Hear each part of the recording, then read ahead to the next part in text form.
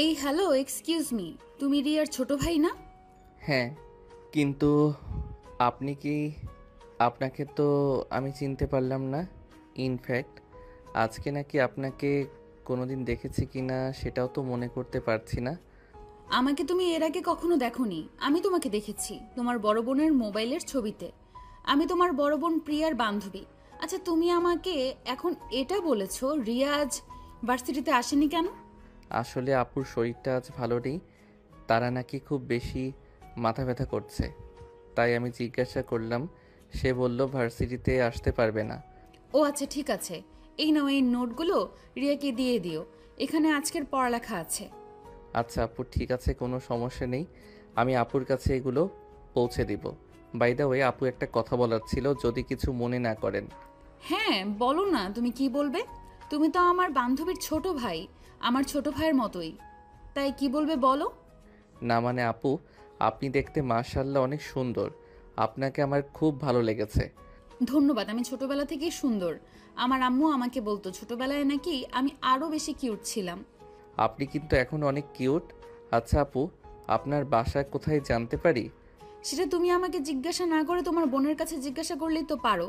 তোমার বোন আমার ব্যাপারে সবকিছুই জানে। যাই হোক, এখন আমি আসি। আমার বাসায় যাওয়ার সময় হয়ে গেছে। ওদিকে ড্রাইভার আঙ্কেলও চলে এসেছে। এই বলে মেঘা সেখান থেকে চলে গেল। আর আকাশ মেঘা চলে যাওয়ার দিকে তাকিয়ে আছে।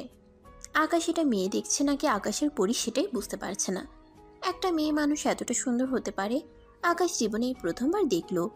সত্যি সে এত সুন্দর মেয়ে মানুষ আজকের আগে কখনোই দেখেনি।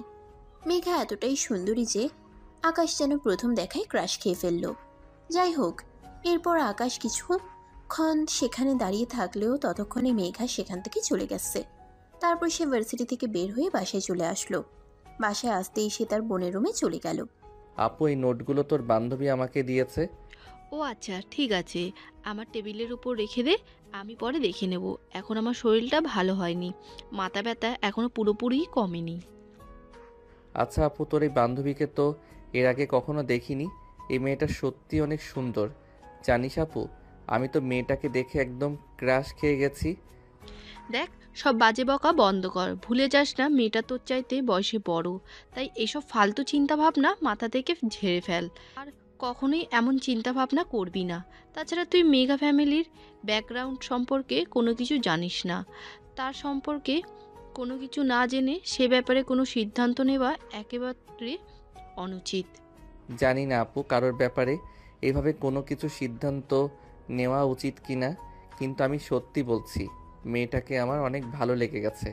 সত্যি বলতে, শুধু যে ক্রাশ খেয়েছি সেরকমটা নয়, আমি মেয়েটার প্রেমে পড়ে গেছি। বললাম তো এসব ফালতু বকা বন্ধ করার, চুপচাপ এখান থেকে চলে যা। এসব ফালতু বকলে কিন্তু আমি আম্মুর কাছে তোর নামে বিচার দেব। আকাশ তখন আর কোনো কথা না বলে তার বোনের রুম থেকে নিজের রুমে চলে গেল। তারপর ফ্রেশ হয়ে খাবার খেয়ে বন্ধুদের সঙ্গে আড্ডা দিতে চলে গেল। এটা তার প্রতিদিনকার রুটিন। ভার্সিটি থেকে এসে বন্ধুদের সঙ্গে আড্ডা দিতে না গেলে তার যেন একদমই ভালোই লাগে না। বন্ধুদের সঙ্গে সারাটা বিকেল আড্ডা দিল। আর তারপর সন্ধ্যার পরে বাসায় ফিরে আসলো। বাসায় এসে আর কি পড়াশোনা। বাসায় এসে যদি পড়তে না বসে তাহলে আম্মু আর বড় বোনের বকা শুনতে হবে। তাই এর চাইতে ভালো পড়তে বসা। পড়া শেষ করে রাতের খাবার খেয়ে ঘুমিয়ে পড়ল। এরপর চলে গেল আরও বেশ কয়েকদিন। সেদিন আকাশ আর রিয়া দুজনে একসঙ্গেই ভার্সিটিতে যাচ্ছিল। ভার্সিটিতে প্রবেশ করা মাত্রই হঠাৎ করেই মেঘার সঙ্গে দেখা হয়ে গেল। এই যে, hello miss, how are you? তুমি কি আমাকে কিছু বলছো নাকি? হ্যাঁ, এখানে তো তুমি ছাড়া অন্য কেউ নেই, তাই তো আমি তোমাকেই বলছি। কেমন আছো তুমি? তুমি আমার ছোট, তাই আমি তোমাকে তুমি করে বলছি। কিন্তু আমি তো তোমার সাথে বয়সে বড়। তুমি কেন আমাকে তুমি করে কথা বলছো? আপনি ডাক্তার, কেমন জানি পরপর লাগে, তাই আমি সচরাচর কাউকে খুব বেশি একটা আপনি আপনি করে কথা বলি না। আমার যাদেরকে ভালো লাগে আমি তাদের সঙ্গে তুমি তুমি করেই কথা বলে যাই। যাই হোক, আমি কিন্তু এখন আমার উত্তরটা পেলাম না। এই তো আলহামদুলিল্লাহ ভালো আছি। তোমার কি অবস্থা? তুমি কেমন আছো? ভালো নেই। ভালো থাকার চেষ্টা করি, কিন্তু ভালো থাকতে পারি না। কেন, তোমার আবার কি এমন হলো যে তুমি ভালো থাকার চেষ্টা করেও ভালো থাকতে পারো না? কোনো সমস্যা হয়েছে নাকি? হ্যাঁ, একজনকে ভালোবেসে ফেলেছি, আর তাকে আমি আমার মনের কথা বলতে পারছি না। এটাই সবচাইতে বড় সমস্যা। দেখ আকাশ, এখন কিন্তু একদম বেশি বাড়াবাড়ি হয়ে যাচ্ছে। মেয়েটা তোকে আমি বলেছি তুই ওই পাগলের সঙ্গে কথা বলিস না, তাহলে এই পাগল তোর সঙ্গে সঙ্গে তোর মাথা খারাপ হয়ে যাবে। এখন চল, ক্লাসে যাওয়ার টাইম হয়ে গেছে। আরে ভাই, তুই এরকম কেন করছিস? তোর ছোট ভাই কিছু বলতে চাইছে, ওর কথাটা বলতে দে শুনি ও কি বলে, তারপর না হয় ক্লাসে যাওয়া যাবে। আরে আমি তোকে কি বললাম তুই শুনতে পাসনি নাকি? এই ছেলের মাথায় সমস্যা আছে। এই ছেলের সঙ্গে থাকলে তোর মাথা খারাপ হয়ে যাবে। আর আমি চাই না আমার বন্ধু পাগল হয়ে রাস্তায় ঘুরে বেড়ায়। তাই তোকে বলছি তুই আমার সঙ্গে চল। আপু, তুই কিন্তু আমার সঙ্গে চিট করছিস। তুই এটা করতে পারিস না। হাজারো তুই আমার বোন, তোর উচিত আমাকে সাহায্য করা। তা না করে তুই আমার আরও অপকার করছিস। তুই যদি ভালো কিছু করতে তাহলে আমি অবশ্যই তোকে সাহায্য করতাম, কিন্তু এখানে আমি তোকে কোনোভাবেই সাহায্য করতে পারছি না। মেঘা চল তো এখান থেকে। আকাশ মেঘাকে দেখা মাত্রই বলে রিয়া মেঘাকে নিয়ে সেখান থেকে চলে গেল। আর এদিকে আকাশ দাঁড়িয়ে দাঁড়িয়ে মেঘার চলে যাওয়া দেখছিল। সত্যি মেয়েটা বড্ড মায়াবী, একদম প্রেমে পড়ে যাওয়ার মতো চেহারা। কিন্তু আমার বোন কেন সবকিছু জেনেও না জানার ভান করলো? কেন মনের কথাটা বলতে দিল না? আজ বাসায় গিয়ে বোনের সঙ্গে কথা বলবে বলে ঠিক করে। যে আকাশ আর এই ভাবতে ভাবতে এসে ক্লাসরুমে চলে গেল। ভার্সিটি ছুটি হওয়ার পর যখন বাসায় আসলো তখন ড্রয়িং রুমে দাঁড়িয়ে আকাশ রিয়াকে উদ্দেশ্য করে বলতে লাগলো, আচ্ছা আপু, কি সমস্যা তোরা আমাকে বল তো শুনি। তুই কেন মেঘার সাথে আমাকে কথা বলতে দিলি না? মেঘাকে টেনে হিঁচড়ে এখান থেকে নিয়ে চলে গেলি। কারণ ওই যে তোকে বললাম না, তুই মেঘাকে ভালোবাসিস, ওইটাতে আমার সমস্যা নেই। কিন্তু তুই মেঘার ফ্যামিলির ব্যাকগ্রাউন্ড সম্পর্কে কোনো কিছু জানিস না, ওখানেই আমার সমস্যা। আরে ভাই, আমি মেঘার সঙ্গে সম্পর্ক করতে চাই, ওর ফ্যামিলির সঙ্গে না। ওর ফ্যামিলি যাই হোক তাতে আমার কিছুই যায় আসে না। আমার শুধু মেঘাকে চাই। সত্যি রে ভাই, আমি মেয়েটাকে ভালোবেসে ফেলেছি। এই জন্যই তো বলছি এমন কিছু করিস না যেটা তোর জীবনে অভিশাপ হয়ে দাঁড়ায়। কারণ মেঘার ফ্যামিলির মানুষজন একদম ভালো না। মেঘার ফ্যামিলি ছেড়ে এখানে থাকে একটু শান্তিতে থাকার জন্য। ওর ফ্যামিলির মানুষজন খুব বাজে, ওর বাবার ভাই দুজনই গ্যাংস্টার। সে যাই হোক তাতে আমার কিছুই যায় আসে না। আর এটা তো তুই খুব ভালো করেই জানিস আমি কাউকে পরোয়া করি না। আমি যখন মেঘাকে ভালোবেসেছি তখন আমি মেঘাকে আমার মনের কথা বলবো, আর আমার ভালোবাসা আমি জয় করে নেব। আমার মনে হয় তোর ডানা গজিয়েছে, ডানাগুলো ছেঁটে ফেলা উচিত। শোন, তুই আমার একমাত্র ভাই, আমি জেনে শুনে তোকে কোনো বিপদের মুখে ঠেলে দিতে পারি না। কিন্তু আকাশের রিয়া কোনো কথা না শুনে সেখান থেকে নিজের রুমে চলে গেল। আর সে মনে মনে সিদ্ধান্ত নিল আগামীকাল সকালে ইউনিভার্সিটিতে গিয়ে সেই মেঘাকে প্রপোজ করবে। যেমন চিন্তা তেমনই কাজ, কারণ আকাশ কখনোই থেমে যাওয়ার মতো পাত্র নয়। সে যখন কিছু একটা ঠিক করে তখন সে সেটা করেই থাকে। তাই সে পরের দিন একটু সকাল সকালই ভার্সিটিতে চলে আসলো। মেঘা সবে মাত্র ভার্সিটির গেট দিয়ে ভিতরে প্রবেশ করছিল। আর তখনই সে মেঘার সামনে একটা ফুলের তোড়া নিয়ে হাঁটু গেড়ে বসে বলে, মেঘা জীবনে কোনো দিন প্রেম করেনি, তাই জানি না কিভাবে প্রপোজ করতে হয়। তবে তোমায় ভালোবেসে ফেলেছি। I love you Megha. Do you love me? আরে আকাশ, এসব তুমি কি বলছো? তোমার কি মাথা একেবারেই খারাপ হয়ে গেছে নাকি? তুমি আমার বান্ধবীর ছোট ভাই, আমার ছোট ভাইয়ের মতো। তোমাকে আমি সবসময় আমার ছোট ভাইয়ের নজরেই দেখি। আর এসব তুমি কি বলছো? যা বলছি একদম সত্য কথাই বলছি, এবং ঠান্ডা মাথায় চিন্তা ভাবনা করেই বলছি। আমি সত্যি বলছি, তোমায় সেদিন যখন প্রথম দেখেছি তখনই তোমাকে আমি ভালোবেসে ফেলেছি। তোমাকে ছাড়া আমি একটা মুহূর্ত কল্পনাও করতে পারছি না। তোমাকে ছাড়া আমার বেঁচে থাকা পসিবল নয়। তাই আজ আমি তোমাকে আমার মনের কথা বলতে গেলাম। প্লিজ ম্যাডাম, তুমি আমাকে অ্যাকসেপ্ট করো। তোমার ভালোবাসা ছাড়া আমি বাঁচতে পারবো না। মেঘা ফ্যামিলির জায়গায়, আর ভালোবাসা ভালোবাসার জায়গায়। আমি তোমাকে ভালোবাসি। তোমাকে ছাড়া আমি বাঁচতে পারবো না।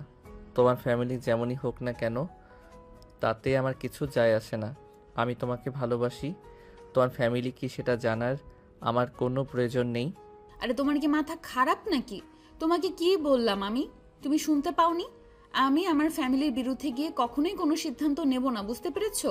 ঠিক আছে, যদি তাই হয় তাহলে আমি তোমার ফ্যামিলির সঙ্গে এই ব্যাপারে কথা বলতে রাজি আছি। তবে তুমি আমায় অ্যাকসেপ্ট করো। আগে তোমার সঙ্গে আমার ভালোবাসার সম্পর্কটা হোক, তারপর যেভাবেই পারি তোমার ফ্যামিলিকে আমি রাজি করাবই। এটা শোনা মাত্রই মেঘা কোনো কথা না বলে সেখান থেকে চলে যেতে চাইছে না, তখনই আকাশ আবার পেছন থেকে মেঘার হাতটা ধরে ফেলে আর বলতে থাকে, কি হলো মেঘা? আমি তো বললাম তোমার ফ্যামিলিকে যেভাবে হোক আমি রাজি করাবো, কিন্তু তুমি আমার কথার কোনো উত্তর না দিয়ে এখান থেকে চলে যাচ্ছ কেন? আমাকে কয়েকটা দিন সময় দাও, আমি আগে চিন্তা ভাবনা করে দেখি তোমার প্রপোজাল সত্যি একসেপ্ট করা যায় কিনা। দেখো, তোমাকে আমি চিনলেও তোমার সম্পর্কে সেরকম কোনো কিছুই আমি খুব ভালো করে জানি না, তাই তোমার ব্যাপারে আগে আমার খোঁজ খবর নেওয়া উচিত। আমার ফ্যামিলি তোমায় মেনে নেবে কিনা সেটা চিন্তা করা উচিত। আচ্ছা ঠিক আছে, তোমার যত ইচ্ছে তত চিন্তা করো, কিন্তু একটা কথা তোমায় বলে দিচ্ছি, আমার উত্তর কিন্তু অবশ্যই হ্যাঁ হওয়া চাই, কারণ আমি তোমায় ভালোবাসি। আর যদি তুমি আমাকে না বলে দাও তাহলে কিন্তু আমি তোমার সামনেই সুইসাইড করব। আচ্ছা ঠিক আছে, সেটা সময় হলেই দেখা যাবে। এখন আগে আমাকে সবটা ঠান্ডা মাথায় ঠান্ডা করে দেখতে দাও। এরপর আকাশকে আর কোনো কথা বলার সুযোগ না দিয়েই মেঘা সেখান থেকে নিজের ক্লাসরুমে চলে গেল। সেদিন ভার্সিটি থেকে আসার পথে হঠাৎ করেই আকাশের বাইক অ্যাক্সিডেন্ট করানো। আকাশ পায়ে প্রচণ্ড ব্যথা পায়, একটা পা ভেঙে যায়, তাই তাকে বেশ কয়েকদিন হসপিটালে থাকতে হয়। সেদিন রিয়া আকাশের সঙ্গে দেখা করতে গেল, তখন কেবিনে কেউ ছিল না, তাই আকাশ রিয়াকে বলল, আপু, আমি যে ব্যথা পেয়েছি এই সম্পর্কে কি মেঘা কিছু জানে না? মেঘা তো একদিন আমার সঙ্গে দেখা করতে আসলো না। ভার্সিটির সবাই যেখানে জানে সেখানে মেঘার না জানার কথা নয়। তো মেঘা কেন আসলো না সেটা তো আমি বলতে পারবো না। কি বলি সেটা তো আমি বিশ্বাসই করতে পারছি না। মেঘার সব কিছু জানে, তারপর আমার সঙ্গে একটাবার দেখা করতে আসলো না। তাছাড়া মেঘা তো সেই দিনের পর থেকে ভার্সিটিতে আসছে না। আমি তার সঙ্গে যোগাযোগ করার অনেক চেষ্টা করছি, কিন্তু কোনোভাবেই যোগাযোগ করতে পারিনি। তার ফোন নাম্বার বন্ধ, তার বাড়ির ঠিকানা জানি না। কি বলিস? হঠাৎ করে মেঘা কোথায় উধাও হয়ে গেল? আচ্ছা, তুই একটা কাজ কর, একটা নার্সের কাছ থেকে জিজ্ঞাসা করে আয় আমাকে হসপিটাল থেকে ছুটি দিবে কবে। তোর কি মাথা খারাপ হয়ে গেছে নাকি? হসপিটাল থেকে ছুটি কবে দেবে এটা তোর জন্য ইম্পর্টেন্ট? না তোর পা পুরোপুরি ভেঙে গেছে, হসপিটাল থেকে যাওয়ার পর আরও 1-1.5 মাস থেকে বিশ্রাম নিতে হবে, তারপর একটু হাঁটাচলা করতে পারবি। আরে আপু, তোকে যেটা জিজ্ঞাসা করেছি তুই সেটাই কর। তুই একটা নার্সের কাছ থেকে জিজ্ঞাসা করে আয় আমাকে ছুটি কবে দিবে। রিয়া তখন আর কোনো কথা না বলে নার্সের কাছে জিজ্ঞাসা করতে গেল। না আর তো বল 2 দিন পর ছুটি দেবে। তখন রিয়া এসে আবারও সেটা আকাশকে জানালো। এটা শুনে আকাশ বলল, আপু, তুই আমার জন্য একটা উপকার করতে পারবি? একটা কাজ করতেই ভার্সিটিতে গিয়ে প্রিন্সিপাল স্যারের কাছ থেকে মেঘার ব্যাপারে একটু খোঁজ খবর নিয়ে আয়। তুই তো মেঘার বন্ধু, তাই প্রিন্সিপাল স্যার তো কি কোনো সন্দেহ করবে না। আচ্ছা ঠিক আছে। অতঃপর আকাশের কাছ থেকে বিদায় নিয়ে বাসে চলে আসে রিয়া। এর পরের দিন যখন ভার্সিটিতে গেল সে, তখন কোনো রকমে প্রিন্সিপাল স্যারের কাছে মেঘার ব্যাপারে জিজ্ঞাসা করলো। আসসালামু আলাইকুম স্যার, আপনার কাছে একটু দরকার ছিল তাই এসেছিলাম। ওয়ালাইকুম আসসালাম। আরে রিয়া, হঠাৎ তুমি কেন? বলো না, কি বলবে? স্যার, আমি আসলে মেঘার ব্যাপারে আপনার কাছে কিছু জিজ্ঞাসা করতে এসেছিলাম।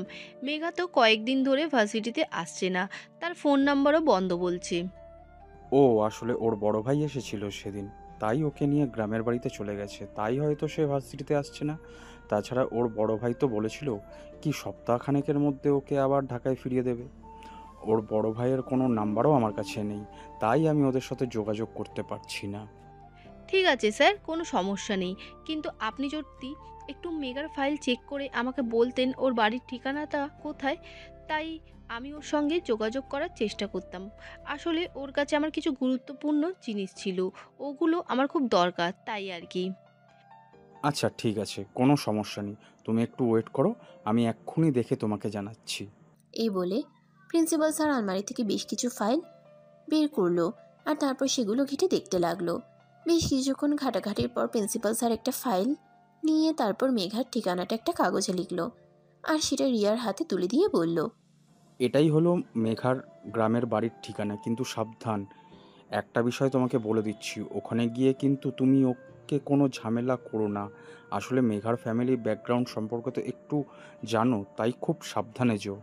ঠিক আছে স্যার, আপনি কোনো চিন্তা করবেন না। আমি সর্বোচ্চ সতর্কতা অবলম্বন করব, কারণ মেঘ তার ফ্যামিলির সম্পর্কে আমি খুব ভালো করেই জানি, তাই কোনো সমস্যা হবে না।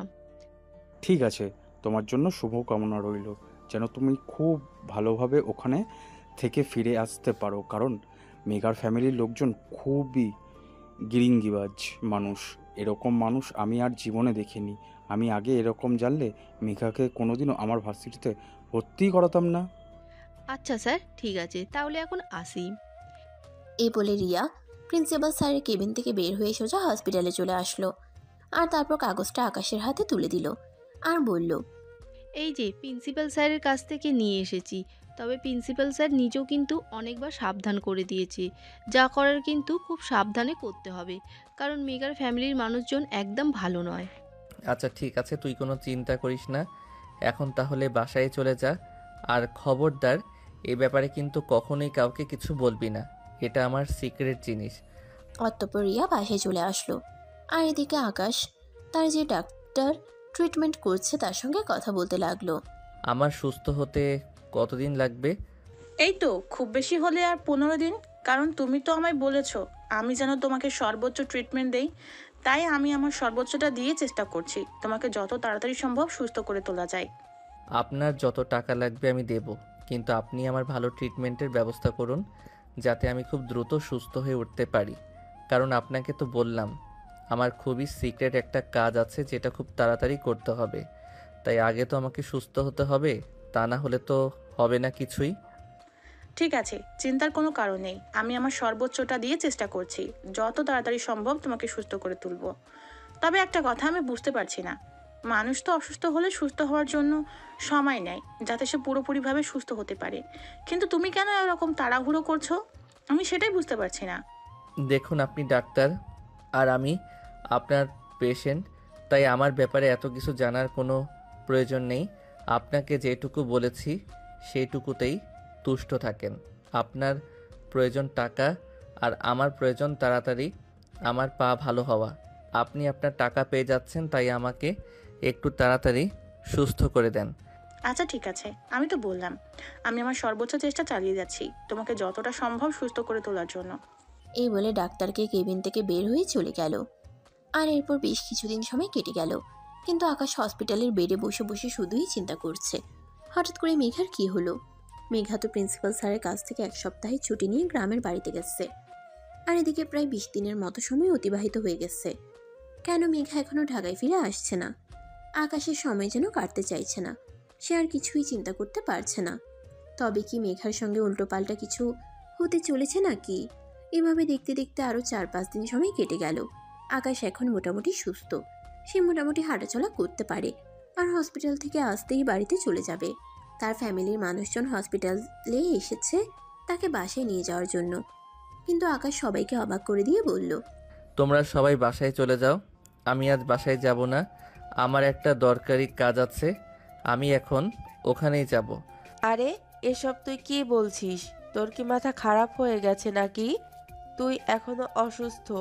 আমরা তোকে বাসায় নিয়ে যাওয়ার জন্য এসেছি, আর এখন কিনা তুই বলছিস যে তুই আজ বাসায় যাবি না, কোনো কাজে যাবি? আরে বাবা, আগে তো তুই নিজে সুস্থ হ, তারপর না হয় কাজ করা যাবে। আম্মু, তোমাকে বললাম তো, আমাকে এসব কথা বলো না, কোনো লাভ হবে না। আমি যেটা সিদ্ধান্ত নিয়েছি আমি সেটাই করব। আগে আমি আমার সিক্রেট কাজটা করব, আর তারপর বাসায় যাব। এখানে আমাকে আর কোনো কথা বলে লাভ হবে না। কিন্তু কি তোর এমন সিক্রেট কাজ, সেটা তো একবার বল। আমরা তোর বাবা মা, তোর জন্য আমাদের অনেক বেশি টেনশন হয়, তাই তোকে জিজ্ঞাসা করছি কি কাজ সেটা আগে বল। এখন আমি কাউকেই কিছু বলতে চাই না। আগে আমি আমার কাজটা সম্পন্ন করতে চাই, তারপর সবাইকে সব কিছু বলতে চাই। কিন্তু তোমরা যদি এখন আমাকে এখান থেকে শেয়ার চাই যেতে না দাও, তাহলে কিন্তু আমি বাসা থেকে পালিয়ে ওই কাজটা করতে চলে যাব। তখন কিন্তু কেউ আমার কোনো খোঁজ পাবে না। ঠিক আছে বাবা, লুকিয়ে কোথাও যাওয়ার কোনো প্রয়োজন নেই। আমি তোকে অনুমতি দিয়েছি, তোর যেখানে যাওয়ার ইচ্ছা সেখানেই যা, তবে কখন ফিরে আসবে সেটা অন্তত বলে যা। আমার কাজ শেষ হলে আমি ফিরে আসব, এত চিন্তা করার কিছুই নেই। তোমরা এখন বাসায় চলে যাও। আর হ্যাঁ, একটা কথা তোমাদের বলে দিয়েছি, ভুল করাও কিন্তু তোমরা কেউ আমার নাম্বারে ফোন করবে না। আমি যতক্ষণ ফোন না করব ততক্ষণ। এই বলে আকাশ হসপিটাল থেকে বের হয়ে রওনা দিল মেঘার বাড়ির উদ্দেশ্যে। সে যখন হসপিটাল থেকে বের হয় তখন সকাল 7টা বাজে, আর এখন বিকেল 3টা বাজে। ততক্ষণ এসে মেঘার বাড়ির ঠিকানা অনুযায়ী পৌঁছে গেছে। সামনেই দেখতে পেল বিশাল এক অট্টালিকা। সে মনে মনে ভাবলো এটাই হয়তো মেঘাদের বাড়ি, তাই পাশ দিয়ে হেঁটে যাওয়া ছোট্ট একটা মেয়েকে জিজ্ঞাসা করলো, এই মেয়ে, তোমার নাম কি? তুমি কি এখানেই থাকো নাকি? আমার নাম নদী, পরিচয় সামনেই আমার বাড়ি। কিন্তু আপনি কে? আপনাকে তো চিনলাম না। তাছাড়া আপনাদেরকে তো আগে কখনো এখানে দেখিনি। তুমি আমাকে আগে দেখোনি মানে আমার বাড়ি এখানে নয়। আচ্ছা, তোমাকে একটা কথা জিজ্ঞাসা করার ছিল, তুমি কি আমাকে ছোট একটা সাহায্য করতে পারবে? করতে পারবো কিনা জানি না, তবে চেষ্টা করব। বলুন, আমি আপনাকে কি সাহায্য করতে পারি? দেখো, আমি শহর থেকে এসেছি, তুমি আমাকে শুধু ছোট্ট একটা ইনফরমেশন দিবে, কিন্তু এই কথা কাউকে বলতে পারবে না। ঠিক আছে, বলবো না, তবে তার জন্য আমাকে চকলেট খাওয়ার জন্য টাকা দিতে হবে। আপনি আমাকে 50 টাকা দিবেন, তাহলে আমি আপনাকে বলে দেব। আচ্ছা ঠিক আছে, এই নাও, এখানে 100 টাকা আছে, এটা দিয়ে তুমি তোমার মন মতো চকলেট কিনে নিও। তবে তুমি শুধু আমাকে ছোট্ট করে একটা কথা বলো, এটা কি মেঘাদের বাড়ি? মানে যে ঢাকায় ইউনিভার্সিটিতে পড়াশোনা করে। মানে আপনি মেঘাপুর কথা বলছেন? হ্যাঁ, তুমি একদম ঠিক বলেছো। এটা কি ওদের বাড়ি নাকি সেটাই আমি তোমার কাছে জানতে চেয়েছি। হ্যাঁ, এটা তো মেঘা আপুদেরই বাড়ি, কিন্তু সেটা জেনে আপনার কি লাভ? লাভ মিস্ত্রি হিসাব করে তোমার তো কোনো লাভ নেই। তোমার কাছে শুধু আমি ঠিকানাটা জানতে চেয়েছিলাম, আর তার জন্য তো আমি তোমাকে টাকা দিয়েছি। তাহলে এখন তুমি তোমার মুখটা বন্ধ করে এখান থেকে চুপচাপ চলে যাও। ঠিক আছে, আমি যখন আমার কাজের জন্য পারিশ্রমিক পেয়ে গেছি, তাহলে আর কথা বলে লাভ কি? আমি যাই তাহলে। এই বলে নদী সেখান থেকে চলে গেল, আর আকাশ সেখানে দাঁড়িয়ে অপেক্ষা করতে লাগলো। এদিকে মেঘা তখন ব্যালকনিতে বসে বই পড়ছিল। তখনই হঠাৎ তার চোখ পড়ল বাড়ির সামনে একটা ছেলে পায়চারি করছে। মেঘা ছেলেটাকে সেটা দেখার জন্য উঠে দাঁড়ালো, আর তখনই সে আকাশকে দেখতে পেল। তার মাথায় যেন আকাশ ভেঙে পড়ল। সে ভাবতেই পারছে না আকাশ তার বাড়ির ঠিকানা কোথায় পেল। তখনই হঠাৎ তাদের দুজনে চোখাচোখি হয়ে গেল, আর তখনই আকাশ বলতে লাগলো, মেঘা, তুমি হঠাৎ করে এখানে চলে এসেছো কেন? তুমি তো জানতে আমার অ্যাক্সিডেন্ট হয়েছিল। একটাবার তুমি আমার সঙ্গে হসপিটালে দেখা করতে গেলে না, আর চলে এসেছো সব ভালো কথা, অন্তত একটা ফোন তো করতে পারতে। আস্তে কথা বল, বাড়ির মানুষ শুনতে পাবে, আর বাড়ির মানুষ শুনতে পেলে বিশাল একটা ঝামেলা হয়ে যাবে। তুমি ওখানেই দাঁড়াও, আমি আসছি তোমার সঙ্গে কথা বলতে। এই বলে মেঘা চুপি চুপি বাড়ি থেকে বের হয়ে বাড়ির সামনে চলে আসলো। আর তখনই আকাশ মেঘাকে বলতে লাগলো, কি সমস্যা তোমার? কি হয়েছিল তোমার? তুমি কাউকে কোনো কিছু না বলেই চুপচাপ এখানে চলে এসেছিলে কেন? তুমি তো আমার বোনকে অন্তত বলে আসতে পারতে যে তুমি বাড়িতে আসছো, বা একটা ফোন অন্তত করতে পারতে। সেটার কোনো অপশন আমার হাতে ছিল না, কারণ বাড়িতে আমাকে কখনোই মোবাইল ব্যবহার করতে দেওয়া হয় না। আর শহরে থাকলে আমি যে ফোনটা ব্যবহার করি, ওটা বাড়িতে আসলে আমার ভাইয়ের কাছে থাকে। তাই এখন বলো, তুমি আমার বাড়ির ঠিকানা কোথায় পেয়েছো? বাড়ির ঠিকানা আমি প্রিন্সিপাল স্যারের কাছ থেকে জোগাড় করেছি। মেঘা, তুমি এভাবে আমাকে না বলে চলে আসবে, তোমার কি একটু কষ্ট লাগেনি নাকি? কষ্ট লাগলেও কিছু করার নেই, কারণ আমি পরিস্থিতির শিকার। আরেকটা কথা তোমাকে বলার আছে, সেটা হলো আমার ফ্যামিলির মানুষ আমাকে এখানে নিয়ে এসেছে আমার বিয়ের সম্বন্ধ করার জন্য। আমার বিয়ে ঠিক হয়ে গেছে, তাই প্লিজ আমি তোমাকে রিকোয়েস্ট করে বলছি, তুমি আমাকে ভুলে যাও আর এখান থেকে চলে যাও। তোমাকে ভুলে যাওয়ার জন্য আমি ভালোবাসিনি, আর তোমাকে ছেড়ে চলে যাওয়ার জন্য আমি এখানে আসিনি। আমি এখানে এসেছি তোমাকে নিয়ে যাওয়ার জন্য। আমি তোমায় ভালোবাসি, তোমাকে ছাড়া আমি বেঁচে থাকতে পারবো না, সেটা তো আমি তোমাকে বলেই দিয়েছি। তাহলে এখন তুমি আমাকে এসব কথা কেন বলছো? শুধুমাত্র এই কারণেই তোমাকে এসব কথা বলছি যে আমি আমার ফ্যামিলির বিরুদ্ধে গিয়ে কখনোই কিছু করতে পারবো না, সেটা তো তোমাকে বলেই দিয়েছি।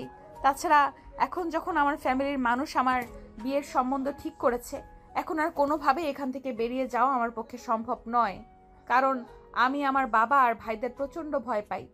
তোমার বাবা ভাইকে তুমি ভয় পেতে পারো, কিন্তু আমি তো ভয় পাই না। আমি তোমার বাবা ভাইয়ের সম্মুখীন হব, আর তাদের সঙ্গে কথা বলবো। তারপর তাদেরকে রাজি করিয়েই আমি তোমাকে আমার বাড়িতে নিয়ে যাব। এটা কোনোদিনই সম্ভব নয়। তাই আমি তোমাকে শেষবারের মতো বলছি, তুমি এখান থেকে চলে যাও। আমার ভাই কিংবা আমার বাড়ির মানুষ যদি তোমাকে দেখতে পায় তাহলে তোমাকে একদম খুন করে ফেলবে। তোমাকে না পেয়ে বেঁচে থাকার চাইতে মরে যাওয়া অনেক ভালো। ভালোবাসাবিহীন মানুষ কখনোই বেঁচে থাকতে পারে না। আকাশ, তোমার সঙ্গে আমার ভালোবাসার সম্পর্কটা না হয়ে উঠলেও তুমি আমার বান্ধবীর ছোট ভাই, তাই আমি তোমাকে রিকোয়েস্ট করে বলছি, প্লিজ তুমি এখান থেকে চলে যাও। এমন কিছু করো না যেটা তোমার আর আমার দুজনের জন্যই ক্ষতিকারক হয়। এই বলে মেঘা আসে এখান থেকে দৌড়ে বাড়ির ভিতরে ঢুকে গেল, কারণ তখনই তার বাবার গাড়ি বাড়িতে প্রবেশ করছিল। কিন্তু আকাশ তখনও সেখানে ঠাই দাঁড়িয়ে আছে। মেঘার বাবা গাড়ি থেকে নেমে আকাশকে দেখে নিজের কাছে ডেকে নিলেন। এই ছেলে, কে তুমি? আর আমার বাড়ির সামনে কি করছো তুমি? তুমি তো আমাদের এলাকার না। আঙ্কেল, আমি সত্য বলবো না মিথ্যে বলবো? আমার সামনে দাঁড়িয়ে আজ পর্যন্ত কেউ মিথ্যে কথা বলার সাহস পায় না, আর তাই আমি আশা করব তুমিও মিথ্যে কথা বলবে না। তাহলে শুনেন শ্বশুর আব্বু, আমি আপনার মেয়েকে ভালোবাসি, আপনার মেয়েও আমাকে ভালোবাসে, কিন্তু আপনার ভয়ে এসে আমাকে তার ভালোবাসার কথা বলতে পারে না, তাই আপনার ঠিক করা ছেলের সঙ্গে বিয়ে করতেছে, রাজি হয়েছে। কিন্তু এটা শুনে আমি তো আর চুপ করে বসে থাকতে পারি না, তাই ঢাকা থেকে এখানে চলে এসেছি আপনার মেয়েকে বউ করে আমাদের বাড়িতে নিয়ে যাওয়ার জন্য। তোমার সাহস দেখে আমি অবাক না হয়ে পারছি না। যেখানে আমার ভয়ে বাঘে মশে এক কোয়ারে পানি খায়, আর এখানে তুমি কিনা আমার সামনে দাঁড়িয়ে আমার মেয়েকে নিয়ে কথা বলছো। এত বড় দুঃসাহস তোমার! শ্বশুর মশাই, ভালোবাসার মানুষটা যদি নিজের চোখের সামনে অন্য কারো হয়ে যায় তাহলে একটু তো দুঃসাহসী হতে হয়। তাই আমি আপনাকে সরাসরি বললাম মেঘাকে আমি ভালোবাসি, আর আপনি যদি মেয়েদেরকে অন্য কারোর হাতে তুলে দেন তাহলে আমি আপনার বাড়ির সামনে সুইসাইড করব, আর সেটার জন্য দায়ী থাকবেন আপনি। আমার সামনে দাঁড়িয়ে এভাবে কথা বলার মতো দুঃসাহস ছেলে আমি জীবনে দুটো দেখেছি কিনা সন্দেহ। তোমার সাহসের তারিফ করতে হয়, তাই আমি তোমাকে বলছি তুমি চুপচাপ এখান থেকে চলে যাও। যা বলেছো আমার কাছে বলেছো, এই কথাটা যেন আর কেউ শুনতে না পায়। কেউ কোনো কিছু শুনতেও পারবে না, আর কেউ কোনো কিছু জানতেও পারবে না। আপনি চুপচাপ মেঘাকে আমার হাতে তুলে দেন। মেঘাকে নিয়ে আমি এখান থেকে চলে যাব, আর কেউ কোনো কিছু জানতে পারবে না। তার মানে সহজ কথায় কাজ হবে না, বুঝতে পেরেছি। তোমার জন্য একটি উত্তম মধ্যমের ব্যবস্থা করতে হবে। এই তোরা কে কোথায় আছিস? এই ছেলেটাকে একটু উত্তম মধ্যম দে তো। কথাটা বলতে দেরি হলো, কিন্তু আশপাশ থেকে কিছু ছেলে পেলে দৌড়ে আসতে দেরি হলো না। ছেলেগুলো দৌড়ে এসে আকাশকে ইচ্ছে মতো পেটাতে শুরু করলো, কিন্তু আকাশও কম যায় না। সে ছোটবেলা থেকেই বক্সিংয়ে ট্রেনিং নিয়েছে, তাই সেই ছেলেগুলোকে মেরে একদম চিটপটাং করে দিল। অপরদিকে মেঘা ততক্ষণ ধরে ব্যালকনিতে দাঁড়িয়ে এই দৃশ্য দেখছিল। আকাশ ছেলেগুলোকে মেরে একদম খারাপ অবস্থা করে দিয়েছে। এটা দেখে মেঘার বাবা বলতে লাগলো, এই ছেলেটা তুমি কি করবে? তোমাকে দেখে তো মশার মতো মনে হয়, কিন্তু তোমার শরীরে এত হাতির মতো শক্তি আসলো কোথা থেকে? তুমি আমার ছেলেগুলোকে মেরে কি হাল করে দিয়েছো? আমাকে দেখতে মশার মতো মনে হলেও আমার শরীরে ভালোবাসার শক্তি আছে। আমি আমার ভালোবাসাকে জয় করতে এসেছি, তাই আমাকে দুর্বল ভাববেন না। মেঘার বাবা তখন কোনো কথা না বলে চুপচাপ বাড়ির ভেতরে চলে আসলো, আর ড্রয়িং রুমে এসে চিৎকার করতে লাগলো। এই মেঘা, মেঘা কোথায় তুই? তাড়াতাড়ি এখানে, আমি তোর সঙ্গে কথা বলতে চাই। হ্যাঁ বাবা, বলো কি বলবে। বাইরে যে ছেলেটা এসেছে ওই ছেলেটাকে, ওই ছেলেটা নাকি তোকে ভালোবাসে। তুই এই ছেলেটাকে চিনিস? না মানে আসলে বাবা, আমি ছেলেটাকে, আমার সঙ্গে আমাদের ভার্সিটিতে পড়াশোনা করে, আর তখন থেকে ছেলেটা আমাকে পছন্দ করে। কিন্তু বিশ্বাস করো, এই ছেলেটার সঙ্গে আমার কোনো সম্পর্ক নেই।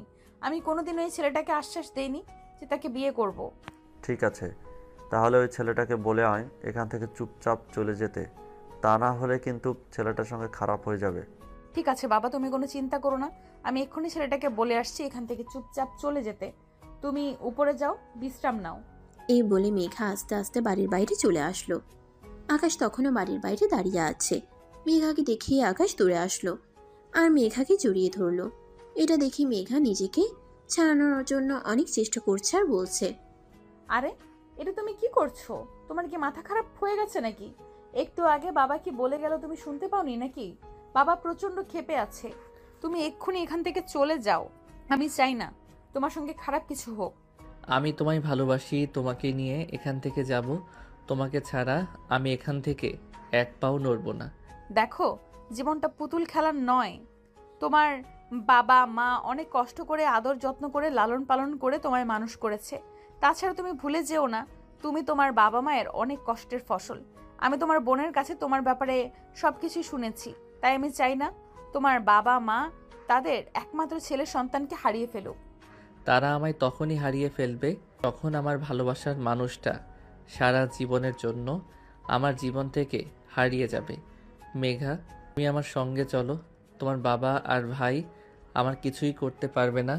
মেঘা তোমার সঙ্গে যাবে না, কারণ মেঘা আমার মেয়ে। মেঘা সেটাই করবে যেটা আমি তাকে করতে বলবো। তবে তোমাকে আমার বেশ ভালোই পছন্দ হয়েছে।